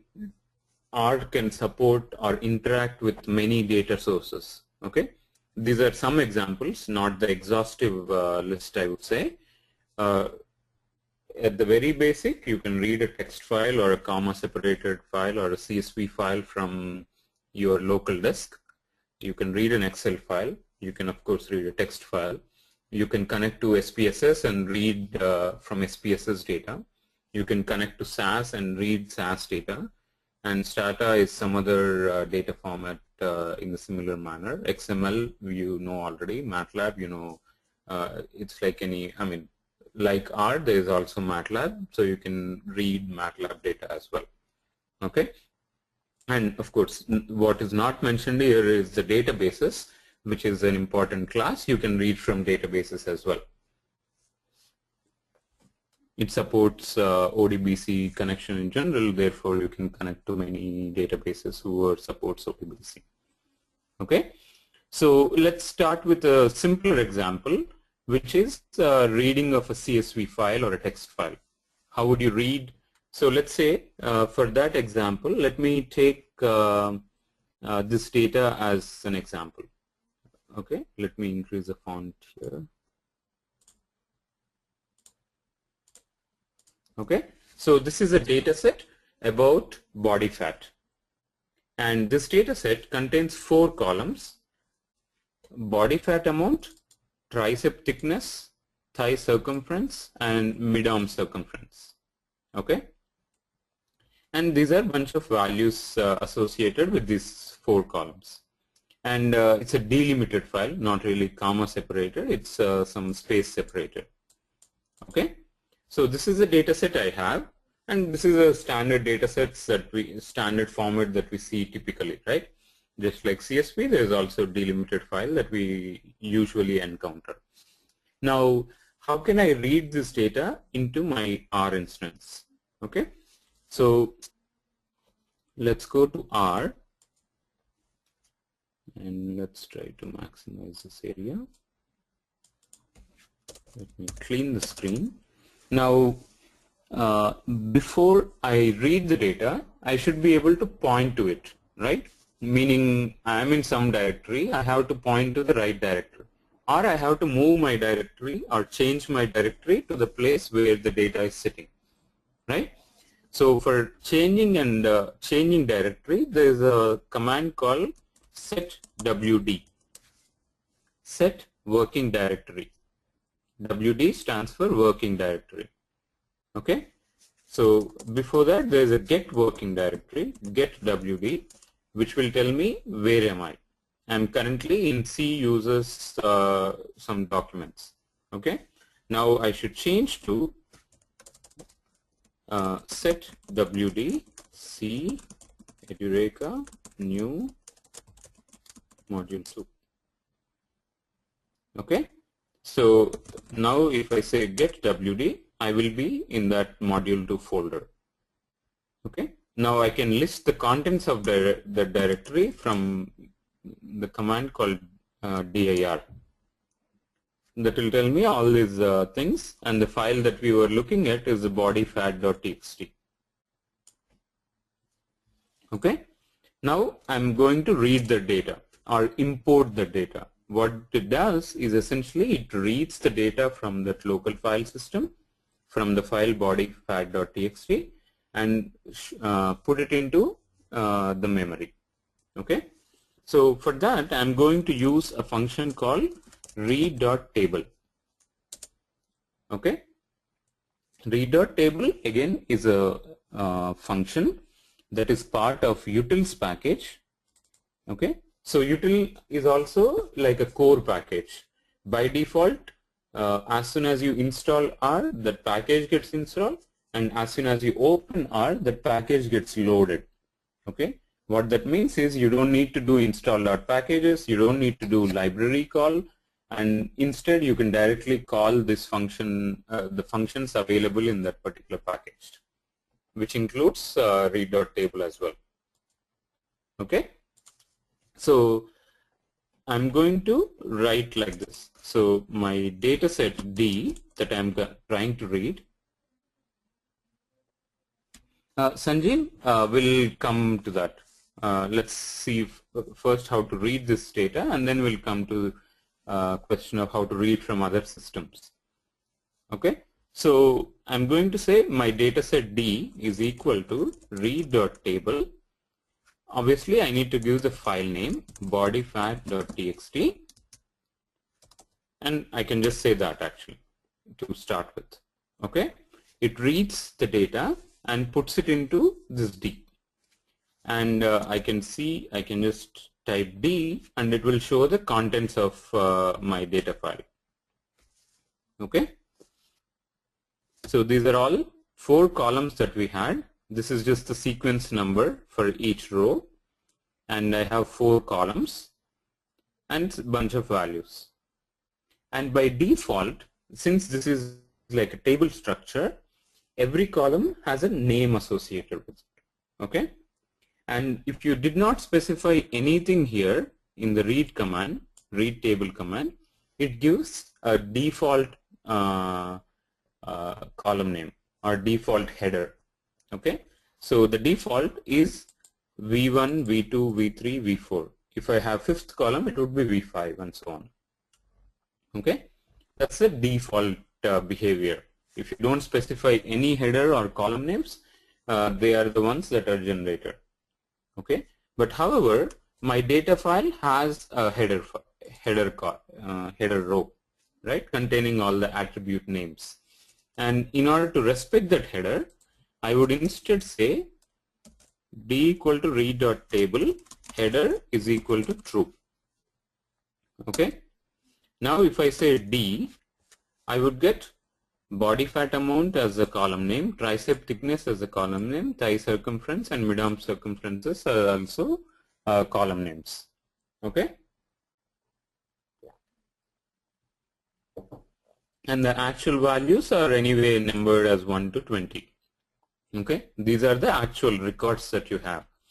And previously, where you did not specify the header, the first line, which is the column names, is also considered as a first row, which is incorrect, but that's what it did. Okay, any questions so far?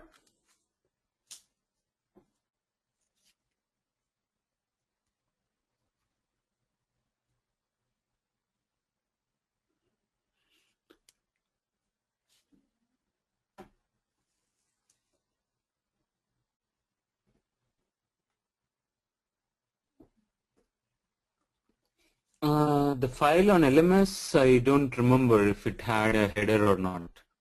It didn't have, Subrata? Probably, yeah. Maybe I added it later. Yeah, that's possible. Okay. If you don't have a header and say that header equal to true, then it just takes first line as a header. The values will be the column names actually. That doesn't make sense, but that's what happens.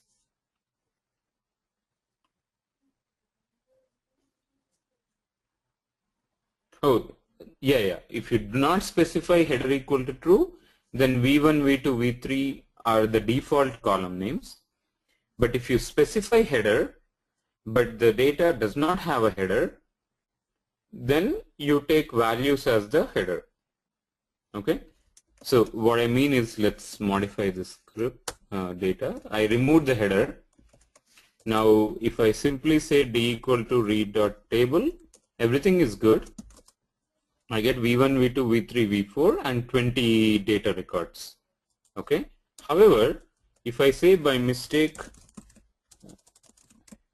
header equal to true when the data actually does not have a header.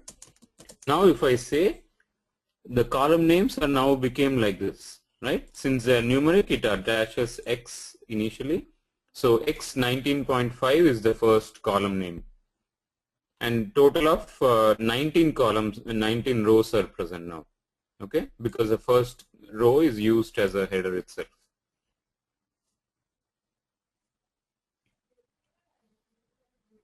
Okay, so let's put back the thing.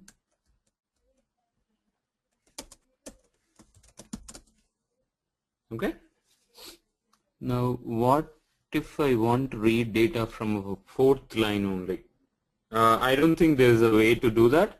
The only way you can do is, I mean, you can skip blank lines and stuff like that, but not skip the first 3 lines. You have to do some processing after you read everything, meaning remove the first 4 rows or something like that. Okay. Now, as you will see here, there are a lot of other options that this function takes. Whatever I showed you is a very simple header command, header option. And so does anyone know what does this header equal to false means? So this is a prototype of that function, meaning this is a function name. These are all the attributes or the arguments that function can take. Okay.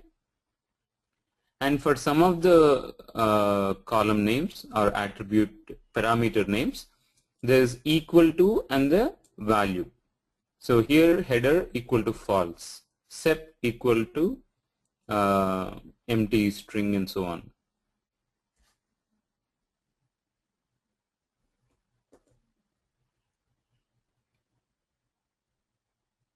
Swapan, absolutely correct.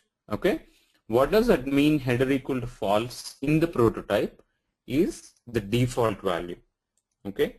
So if you do not specify header in your invocation, okay, like we did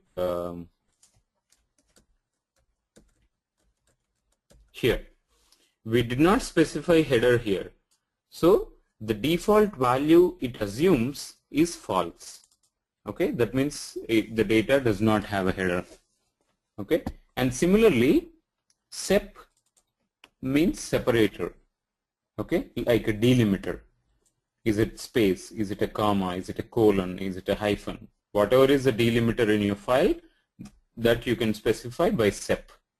And by default, empty string or a white space is a separator. Okay. So these are the default values of different parameters. Okay, and there are a lot of other parameters, quote to specify whether strings have to be quoted or not, and row names. I mean, by default we get the sequence ID for rows, right, 1 to 20 here, but instead you can provide names to rows as well, and you can specify column names here.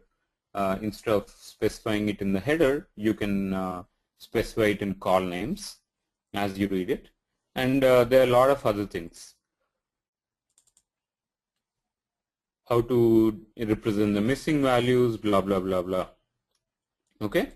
Usually, I mean, in a standard scenario, you won't use all of this. All you need is a separator and the header, and that should be good enough. Okay.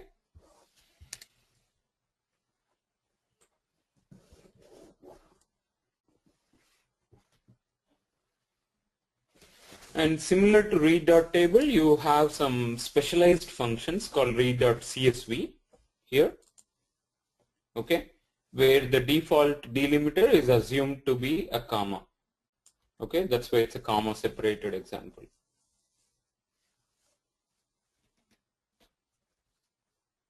Okay, so Aditya says, so as an example, we can read only 2 columns and selective rows from the data set. No. As you read in, you cannot do any projections and selections. That's difficult, right? Instead, you read the data set and then you do projections and selections in your R code. Okay?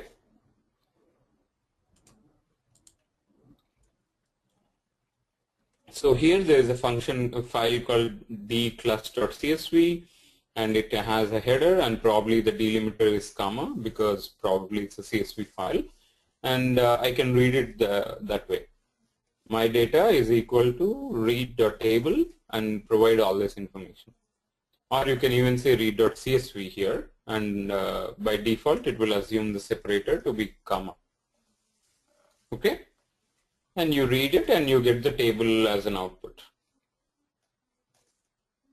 Okay, and similarly there is a body fat example that we just saw. So, okay, another thing I should say is about D. So we checked what is type of the variables that we created before, right? So similarly, there should be a type for D. Okay, I mean, it's definitely a complex data type. It's not as simple as double or a string, but D also is a variable, and therefore it has a type associated with it. Okay, and the type is called as a data frame. Okay, that you can find by doing class of D. Okay, it determines. So remember, in R, everything is an object-oriented language, and therefore you have classes and objects. And D is an object because it's like a data object. And class of D will tell you what is the class that object belongs to. Okay, and read.table will always return what is called as a data frame. Okay, data frame is the most common, most used data structure in R. Okay, many machine learning algorithms that we are going to see from tomorrow's class can operate on data frames. Okay, and it's very flexible, right? You have rows, you have columns, you have column names. So it's pretty much like a tabular structure, and therefore you can do a lot of things with it. Okay?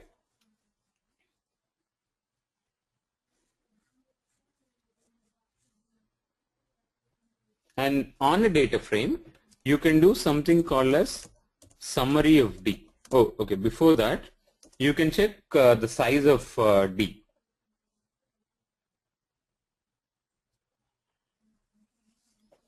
Okay, meaning number of rows and number of columns. So n row of D gives you the number of rows.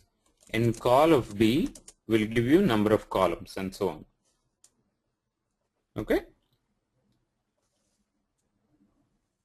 And more importantly, there's a function called summary of D.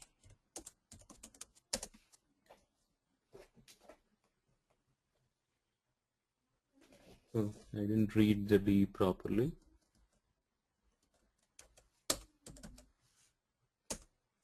Okay.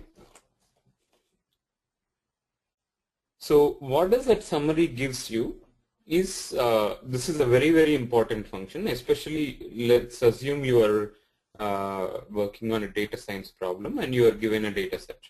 Okay. You have absolutely no idea what this data set characteristics are, meaning what is the distribution of values. You don't know anything about the data. Okay.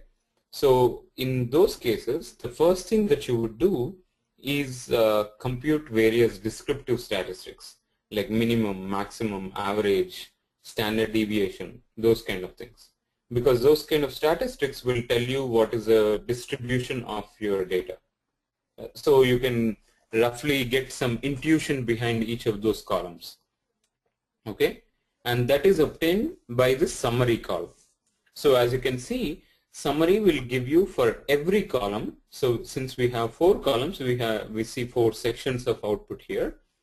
For body fat amount, there's a min value, there's a median, there's a mean, there's a max, and there's also first and third quantiles. Okay, so these are like the basic descriptive statistics that you can compute for each of the variable. And by looking at these descriptive statistics, you can kind of get some intuition about the data set itself. Okay.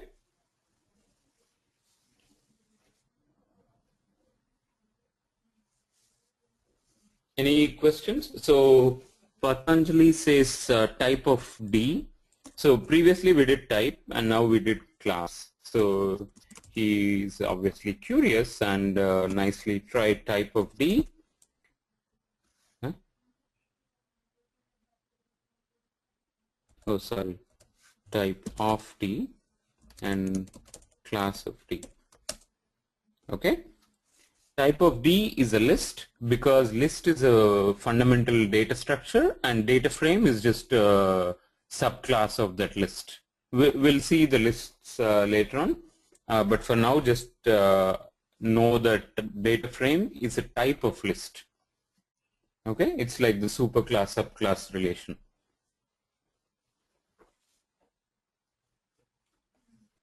Good. Subrata, again I was waiting for someone to ask that question. What is first quantile and third quantile that we see in summary? Does anyone know what is first quantile and third quantile?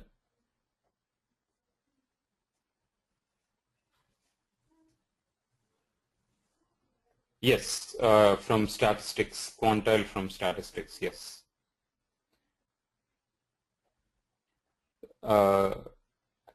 Yeah, actually it's quartile, not quantile.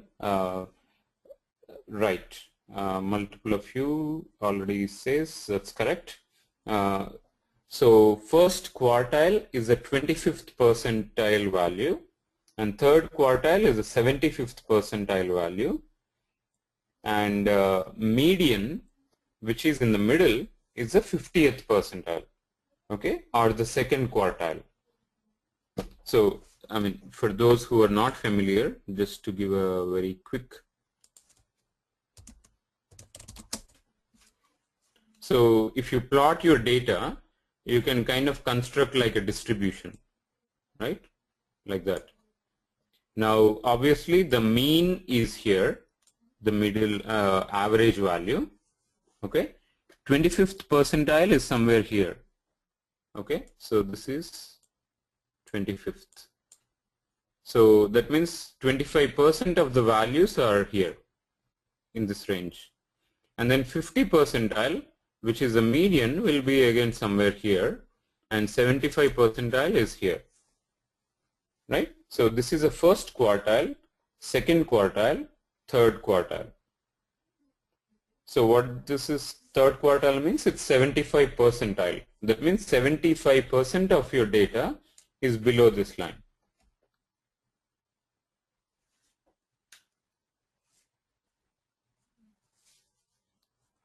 Okay? Is that clear to everyone?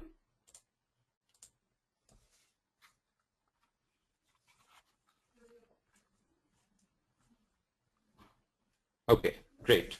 So let's continue. So far we have seen how to read from a text file or a CSV file on the disk. But as who asked? Somebody asked, how do I read from other systems? Okay, so let's say if I have SPSS data, how would I import it? Okay, SPSS has its own data format called SAV format, and you can read all these data formats by importing a package called foreign. Okay, so there's a package called foreign. It has all the utilities to read data from these different systems. Okay, so these are like the adapters that have been already implemented. Okay, yes, Sanjeev asked, right. So just since foreign is a package, what would we do? First thing that you do is install that package, right? So I'll say install.packages of foreign. Okay, it's installing. Actually, I already have it installed, but anyway, it installed again. Now, before I use that package, what should I do? I should do library of that package.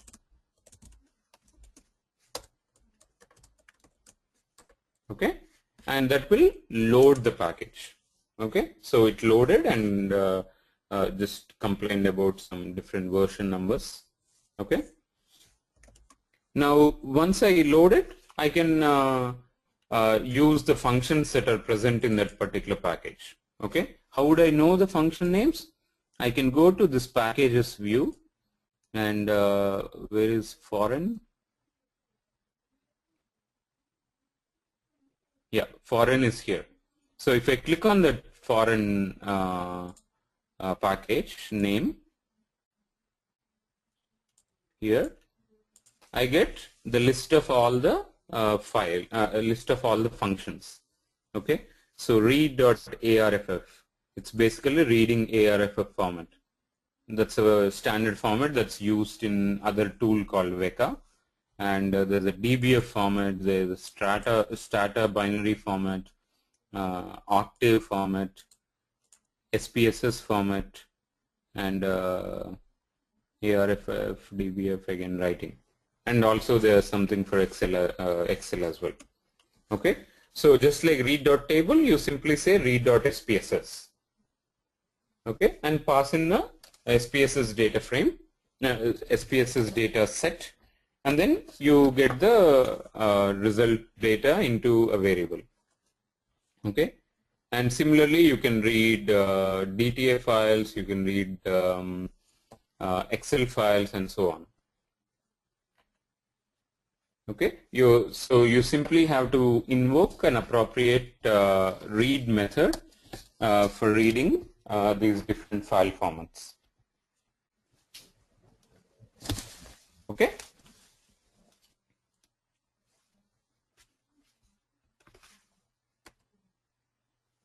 And similarly, there is a function called scan, which I never used it, but it's there. Just like reading from disk and reading from external data formats, you can read from the console as well.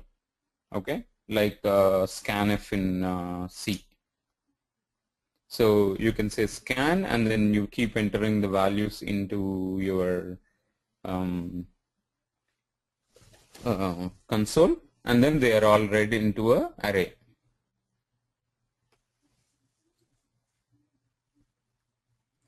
So Aditya, so by default we cannot read SPSS dataset in R.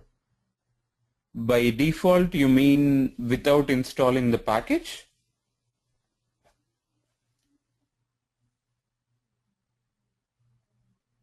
Is that what you meant by default?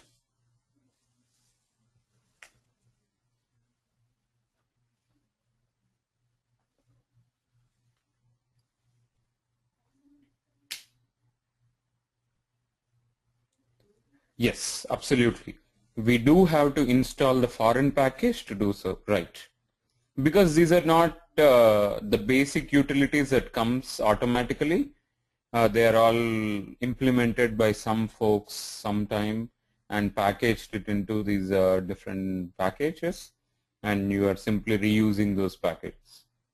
Okay, so yes, you need to install the foreign package in order to read data from SPSS, or you have to read the data in SPSS format. Okay, and by the way, foreign with F as a small letter. Okay, remember R is case sensitive. So if you give foreign with F as a capital, then you will say, you will get an error saying package not found or something like that.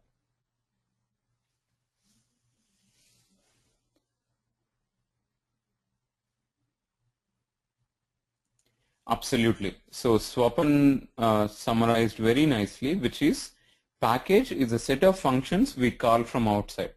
We have to create these functions if we do not want to use those packages. Absolutely. So package is nothing but a set of functions or utilities that are developed by someone else. By importing the package and loading the package, you are simply reusing those functions. And if you don't want to have a package, you have to implement that functionality on your own.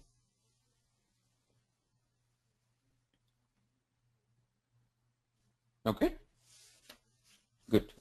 So let's go.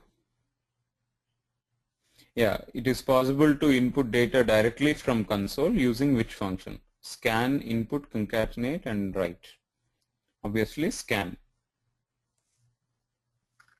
which is this slide. Again, I never use this functionality, but it is there.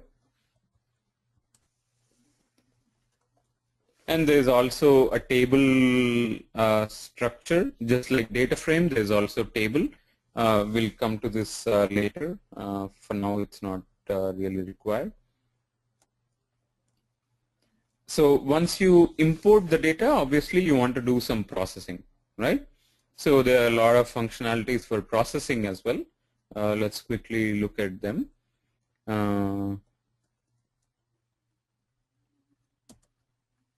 Okay, so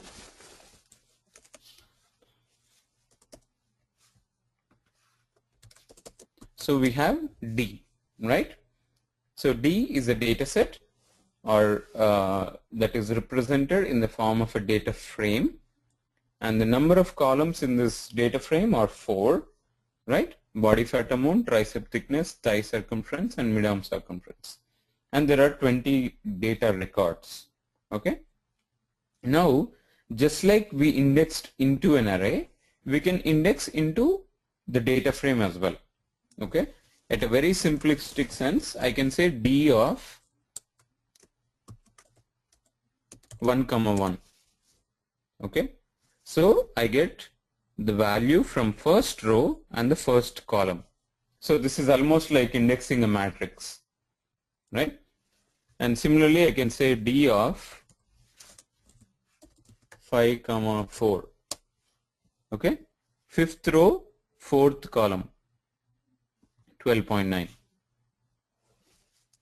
okay? But more useful mechanism to index into these D is essentially by the column name. So let's say I want to extract or I want to project the body fat column, okay, the body fat amount. So I can say D dollar, okay, dollar is to specify the column name that we want to extract, okay, D dollar body fat amount, the name of the column, okay. If you do that, it simply extracts that column and shows you all the values in that column, okay. So what you did is essentially extract the first column in your data set.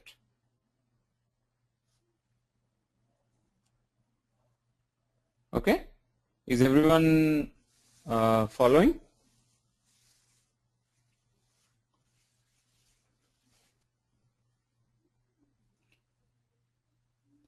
Absolutely. Ramani raises a very good point, which I was about to say. So the output, which is D dollar body dot fat amount, is a array on its own. Okay, it's like a ARR that we defined before. So I can say length of D dollar body fat amount, and I can say mean of D dollar body fat amount, or also ST of D dollar body fat amount. Okay, so just like what we did on an array, you can do it on this particular column as well, because for all practical purposes this is also an array. Okay, length tells you how many elements are there. Since we have 20 data records, not surprisingly, body fat amount column also has 20 values. And the mean gives you what is the average body fat amount in your data set. And then standard deviation is the standard deviation of the values of body fat amount.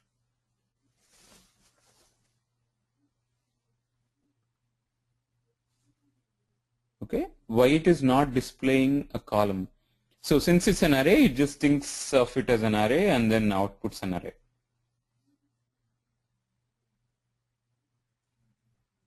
Okay, do basically, yeah, D is basically array of arrays. Yes, you can think of that way. It's like a table.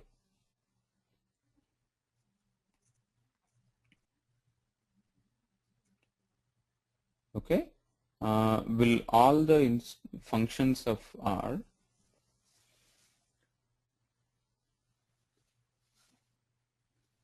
D is basically array of arrays with all the functions of R. Yeah, that's right, Patanjali. And Bhaskar says, how do we extract a specific row? Okay, good question. I'll come to that. Yes, Aditya, some of the statistical measures are available in summary as well. That's true. But I'm just showing you that whatever you could do on an array, you could do it on this D dollar something. Okay?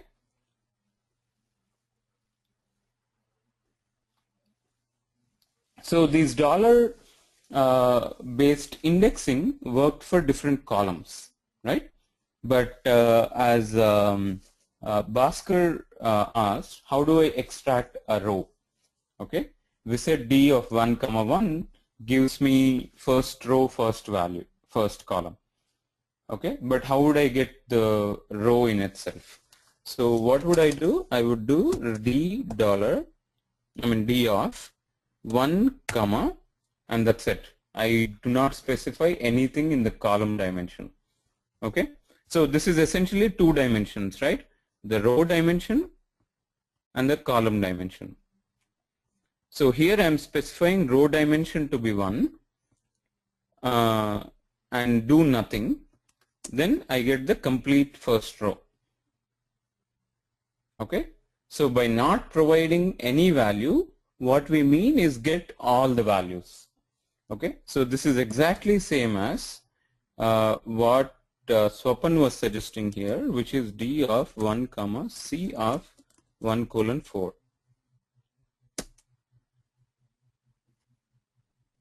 Okay. So in the second case, I am explicitly saying I want to extract column number 1, 2, 3, and 4.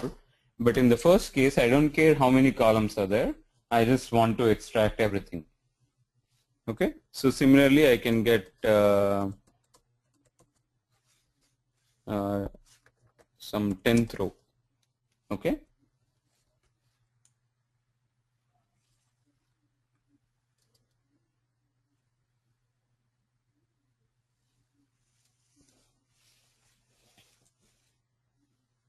And for column, same other way we can do, right? Yes, absolutely. So since we got D dollar body fat amount as the first column, instead I could also say D of comma 1. Okay. What that means is I want to get all the rows, but I want to get the first column. Okay. Incorrect number of dimensions. Oh, this is capital D, sorry. Okay.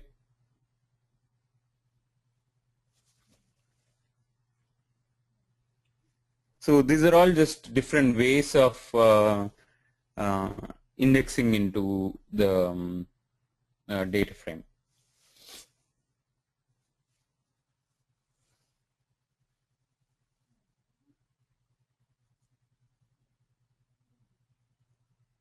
Good.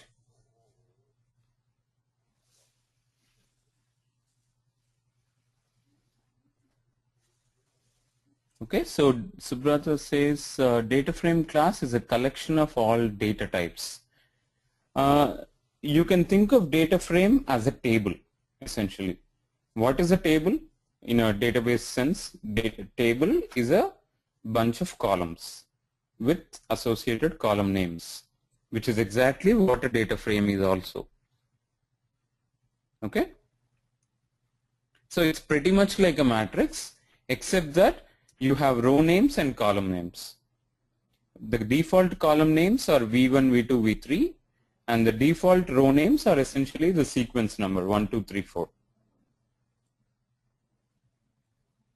Okay? Okay.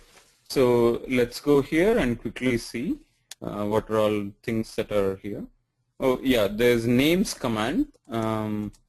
So I can say names of D, which tells you what are all the column names of D. Nothing magic there.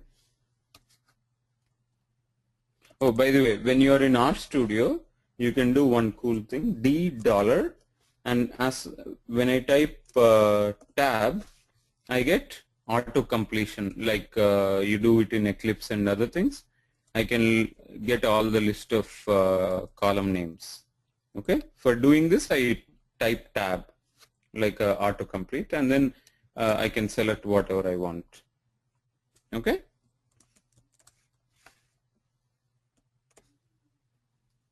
So we saw this already. If I say dollar followed by the column name, I get the list of all the values. Okay. And since that is like an array, you can pretty much call any function on it. And summary shows you min, max, mean, median, and quartiles. Okay. And okay, any questions so far?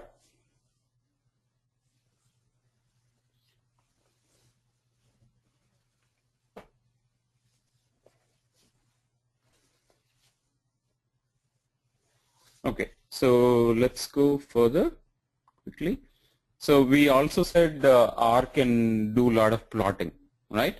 In this class, we don't focus too much on plotting. I mean, in this entire data science class, but you can definitely plot a lot of different things. So you can plot strip charts, you can plot histograms, you can plot box plot, you can plot scatter plots, and a bunch of others as well.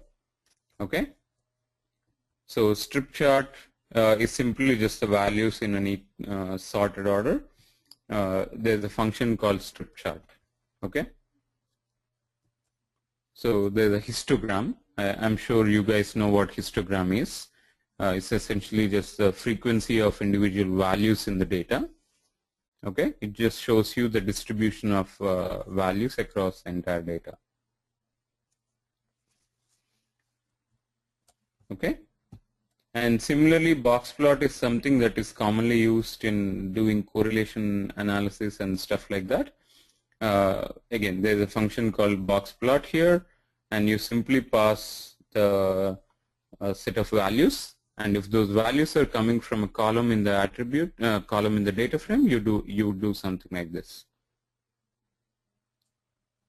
Okay, so that box plot essentially plots, this is a maximum value, this is a minimum value, this is an average value, and this is the height of the box is essentially the variance, or this reflects the standard deviation. Okay.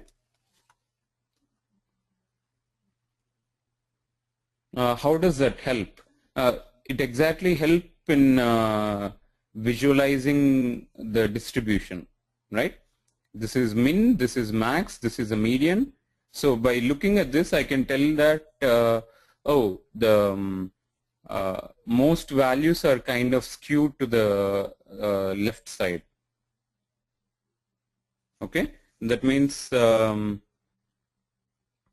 so I draw this diagram, right? So this is actually in the middle. So similarly, the whatever this thing is essentially is like that, kind of skewed to the left. Okay, and our expert Swapan actually says this can also be used to detect outliers. Okay, so box plot, if you have an outlier, that means there's a value that is so different from all the other values that is shown as bunch of stars in the box plot. Okay. So basically box plot kind of gives you very high level summary and the distribution characteristics of the data. Real-time scenario. Well, I mean, this is a real-time scenario. So, okay, let's take our, oops, what did I do? So let's take our data set D, right? I have body fat amount. I just want to understand the distribution of this body fat amount. So I can say box plot of D dollar body fat amount. Okay, I would get that. So Yes, this is applicable for numerical values only. That's true, Sopan. Okay, so from here I can see that, oh, there's basically pretty big variance, and it's kind of body fat amount is towards the right of the spectrum. So that means most people have higher body fat amount, and if there is any outlier, it would be shown here as some stars. Okay. So all these are essentially part of what is called as descriptive statistics or exploratory analysis of the data. And these descriptive statistics are essentially just showing you the basic characteristics of the data, and that helps you in understanding what the data is. Okay? Make sense, Sanjay?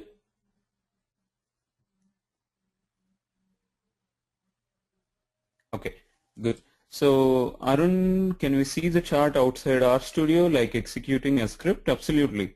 You can actually export it, save plot as image, save plot as PDF, and so on. Okay, there's also like save command as well to save the plots.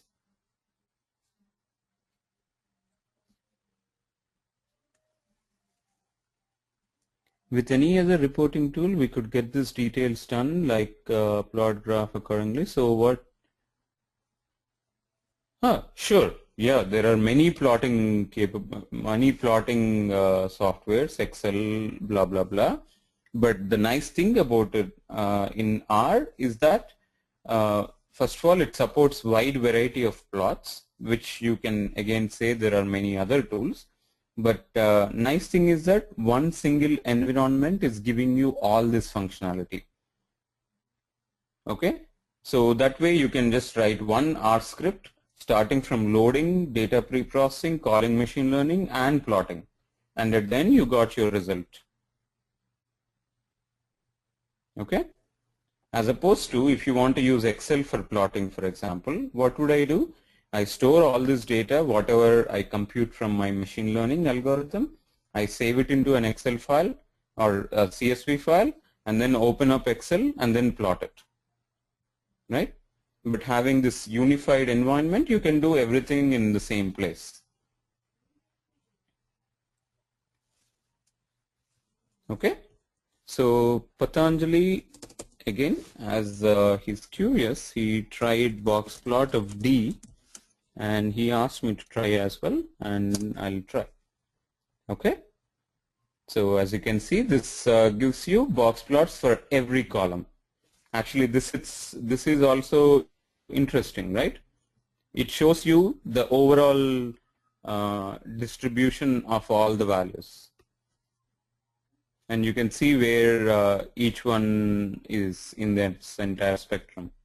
Nice, Patanjali. Actually, I never tried this until now. Box plot of the entire data set.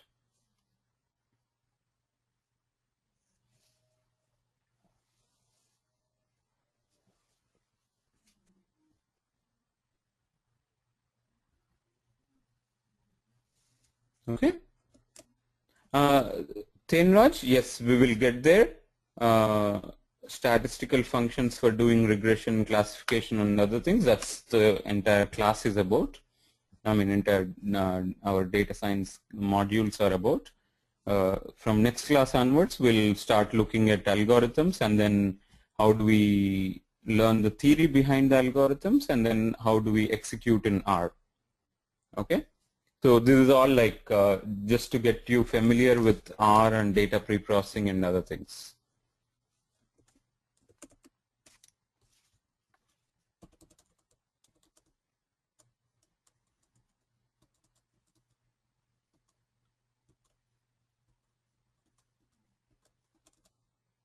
Okay, so there are a bunch of plotting, and we already saw a lot of indexing into vectors and the matrices.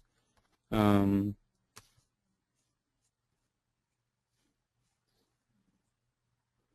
this is another way of indexing. So just like numerics and strings, we also have Boolean values, right? We already saw that when we said header equal to true, true is actually a Boolean value, right? So similarly true, there is also false. And you can index using this Boolean array. Okay, so here I have an array of 5 elements, 1, 2, 3, 4, 5, and I have another array with Boolean values, true, false, false, true, false. Okay, now I can say A and pass B as an indexing operator. Okay, so what this means is I select all the values that corresponds to true. So first and fourth value is true. So I get the first value and the fourth value, which is 1 and 4. Okay, so that's also possible. What we did so far is A of, we provide the indices 1, 2 or 1:4 or something like that. But this is another way of doing indexing. Okay. And then obviously you can, since this is the result of A of B is like an array, you can do whatever you want to do. Max, sum, min, and average and whatnot, right? Just like what we did on arrays, we can do it on here as well. Okay. So the beauty of this is something like this. So let's say we have our d.bodyFat amount, right? Now I want to select or I want to see the body fat amounts greater than 20. Okay, or I want to select all the rows in which body fat amount is greater than 20. So how would I do that? I can simply say $body fat amount greater than 20. That will give me bunch of true falses. Okay, maybe 20 is too small. Let's take 25. That way there are more falses. Okay, so it tells me which row has value greater than 25, which row has value less than 25, and I can simply pass this true false vector into my indexing to select all the rows in which that value is true. Okay, so I can say D of, just like indexing, but instead of specifying the row numbers, I specify this true false vector. Okay, so I say $body fat amount greater than 25, comma, and I want to select all the columns. Okay, so this essentially removed all the rows in which body fat amount is less than 25, and the result is only the ones where the body fat amount is greater than 25. Okay, as you can see, these are the row numbers in which body fat amount is greater than 25. Okay, so I hope now you see the real value of all these smaller things that we are learning.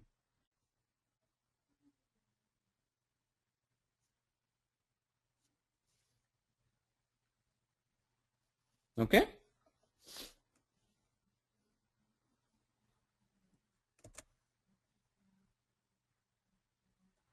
yes, what you showed is a simple where clause in SQL. Absolutely. There are a lot more things you can do, and we will see slowly. But in order to learn these complex things, we have to start from basics. So this is exactly what you would do in a typical data pre-processing stage as well. Okay.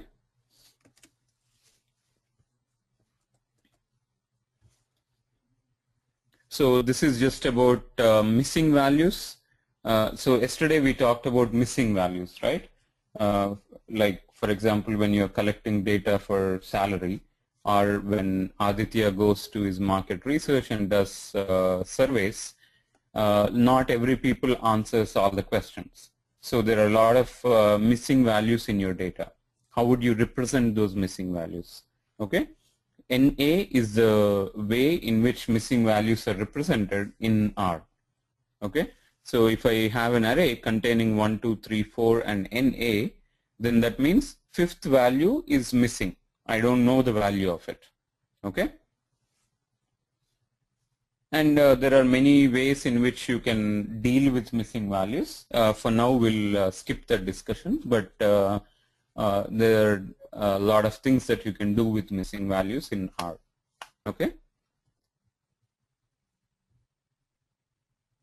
Yeah, this we just saw with that example. You can pass in these expressions into indexing as well. Okay, and since it's like any other language, you have all the control structures: if statements, first statements, while statements, break, next, switch, scan, all those things. Okay, just like any other language.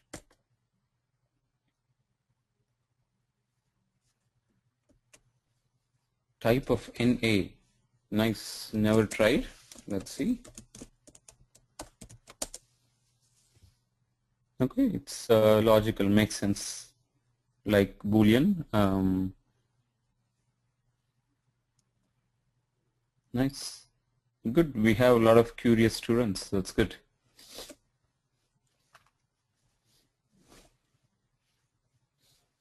Okay, and initially in the beginning of the class, I mentioned. Oh, by the way, I think we're already over the time.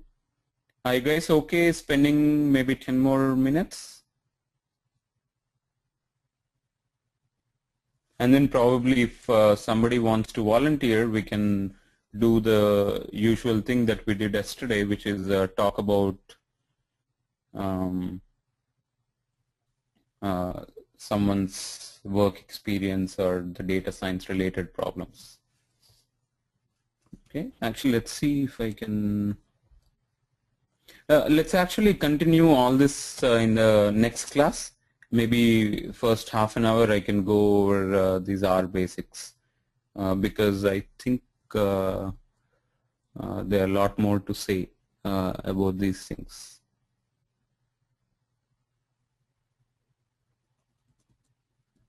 Okay. So Bhaskar says actually, even I forgot who asked about Git in R. Bhaskar says it is possible. Check the preferences in R Studio. So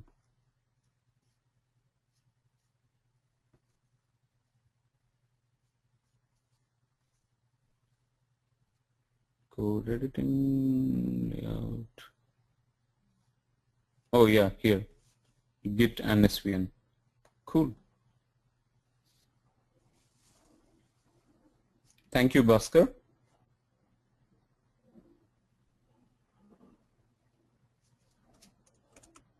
Okay, so let's actually continue the rest of the slide deck in the next class.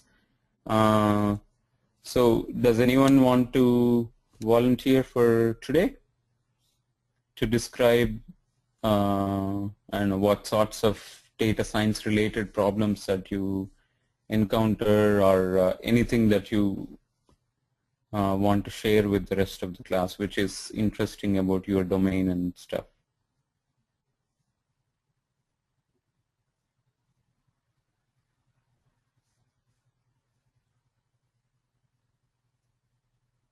Anyone? I forget who all said yes yesterday, so I cannot forcefully volunteer now. Okay, good. So we have our first volunteer, Arun. He would talk about financial industry. So let me unmute you, Arun. Hi, can you hear me? Yes, I can. Yeah, hi. I'm working for a bank in Singapore. So usually in banking, as you know, there are a lot of data which is coming into the systems. So mainly for investment banks, right? So there are bond trading, stock trading, and also there are interest rate products.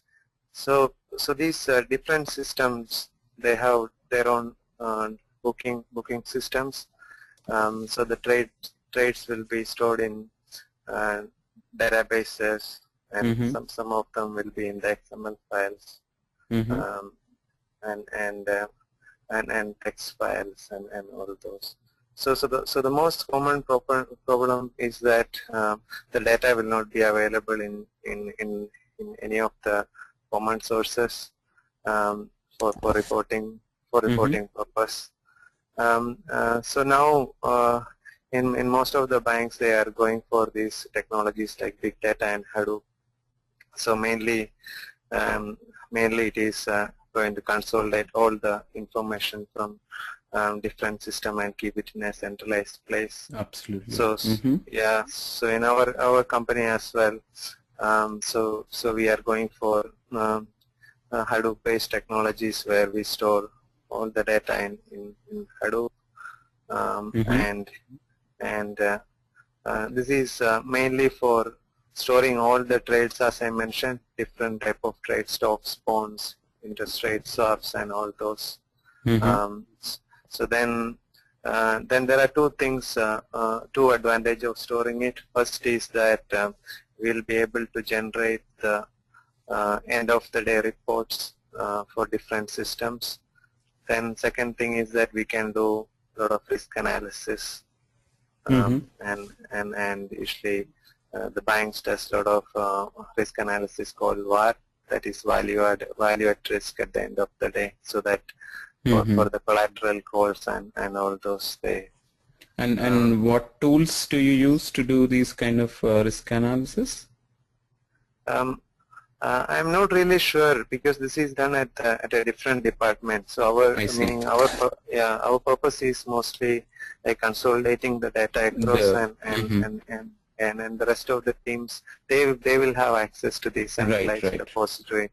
So any of the team, right? So let's say market data team, they are in charge of generating the VAR reports, right? They can use their own tools and generate the reports. So let's say the risk team which generate the reports, they can pull the data from there, from the database, from the Hadoop instance, and generate the end of the day reports. So it's kind of consolidated system. Absolutely. So which version of Hadoop do you use? Which Cloudera or something? Yeah, it is just going to be implemented, so we are trying with the cloud version. Meaning there are some team which use Cloudera version. There are also teams which use because this different cluster. So some of them directly use the Apache version. Absolutely. Excellent use case. Actually, that highlights a very important aspect of Hadoop, and how different organization, and obviously yours is no exception, how different organizations are making use of these new big data technologies. And that also shows the difference between the traditional database system versus these new Hadoop-based systems. And the difference being is that, I mean, just to expand on what you're saying, is in a database system, you have to clean your data, you have to do all sorts of massaging before you can even load the table, right? Because you have a fixed schema for every table. Before even populating it, you have to make sure your incoming data is in that particular format, okay? Which is very constrained, which is very limiting in the sense. As you said, if you have trade data, you have other financial transaction data, each one is in its own format. So how would you put it into this table? In order to do that, you have to do a lot of cleaning, you have to do a lot of transformations and stuff like that. So traditionally, these transformations has to happen outside database, and then only data can enter into your actual database. Whereas with Hadoop, as you rightly point out, you can use it, Hadoop, or specifically the Hadoop distributed file system component, as a consolidating place. So what they typically call it as a landing zone for your data. So it doesn't matter what type of data that you're getting. It doesn't matter where it's coming from. You can just land it on Hadoop file system. Whether it's a streaming data, whether it's server logs, whether it's trade data, whether it's financial transactions, or whether it's stock market data. Whatever is the type of data, you can just simply dump it into this Hadoop file system, and it's up to the analytic program, whoever is using this data, it's up to that program to figure out how to read that different pieces of data. And that's exactly what you're referring to as your job is to basically make this storage consolidation possible, and then it's up to the analytic team somewhere else to do the risk analysis. Whoever is doing the risk analysis, they will read whatever data that they want to read, and they know exactly which format is it in, and therefore they write corresponding MapReduce job or whatever the tool that they are using. They will read the data appropriately. That's a excellent use case that you mentioned. Nice. Yeah, exactly. As you mentioned, like some of the team they use big script to extract the data, and some of them I think they use some sort of streaming. They need real time, so they use Spark, Sharp, and those kind of technologies. Nice. Absolutely right. Once the data is there, it's up to the consumer to figure out how to read it and what to read it. Yeah. Very good. Actually, that's, I mean, we will come to this probably when we talk about Hadoop, but this is exactly referred to as schema on write versus schema on read. Okay, so this is your traditional DBMS, schema on write. That means you need to know the schema, you need to adhere to the schema while writing the data into the database, right? Whereas the Hadoop system is simply dump. When you're writing, it says a dump, right? But you adhere to the schema, or you give preference to schema while reading the data, which is by the analytic teams. Okay, so that's a very key difference between the traditional DBMS versus Hadoop-based systems. Very nice. Thank you, Varun. Any other thing that you would like to add, or? No, that's all. Yeah. Okay, that's nice. Thank you. Okay, thank you.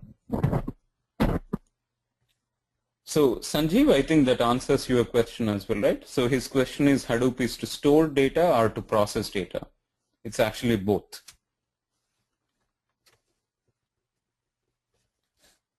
Okay, excellent guys, very nice.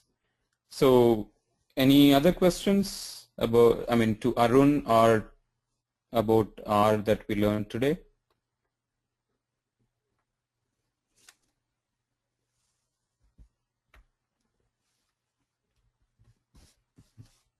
Okay, so if no other questions, we'll call it a day, and we'll continue in the next week. Okay, so the plan for next week is essentially to finish obviously whatever we are doing about R, the learning the basics of R, and then we'll start looking at actual machine learning algorithms, and we'll start with one of the most famous clustering algorithm called k-means clustering, and from then onwards it would be more data science related. We will learn the concepts behind different algorithms, and then we will try to see how we can execute those algorithms in softwares like R, Mahout, and other things. Okay. Venu says, any practical examples to practice for us? I mean, one thing you can do is practice all of these, and your LMS should have some assignment, I think.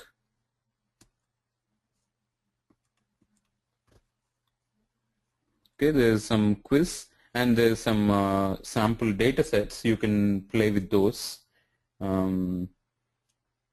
Maybe one thing you can simply do is take those sample data sets, read them into R, and compute some summary statistics for each of those data sets. Meaning for each column, compute the summary statistics and plot the histograms of the columns and see if you can make any meaningful conclusions. Okay, like in the same body fat example, by looking at the histogram, for example, let's say hist of $D body fat amount. Okay, by looking at this, I can say that, oh, okay, most people seems to have greater than 25, or I can even quantify, right? 80% of the people have body fat greater than 25. Okay, that's actually a very meaningful conclusion, especially if you have new data that's given to you, which you have no clue about. These kind of histograms and statistics will help you make some intuitions, or to get some intuitions about the data.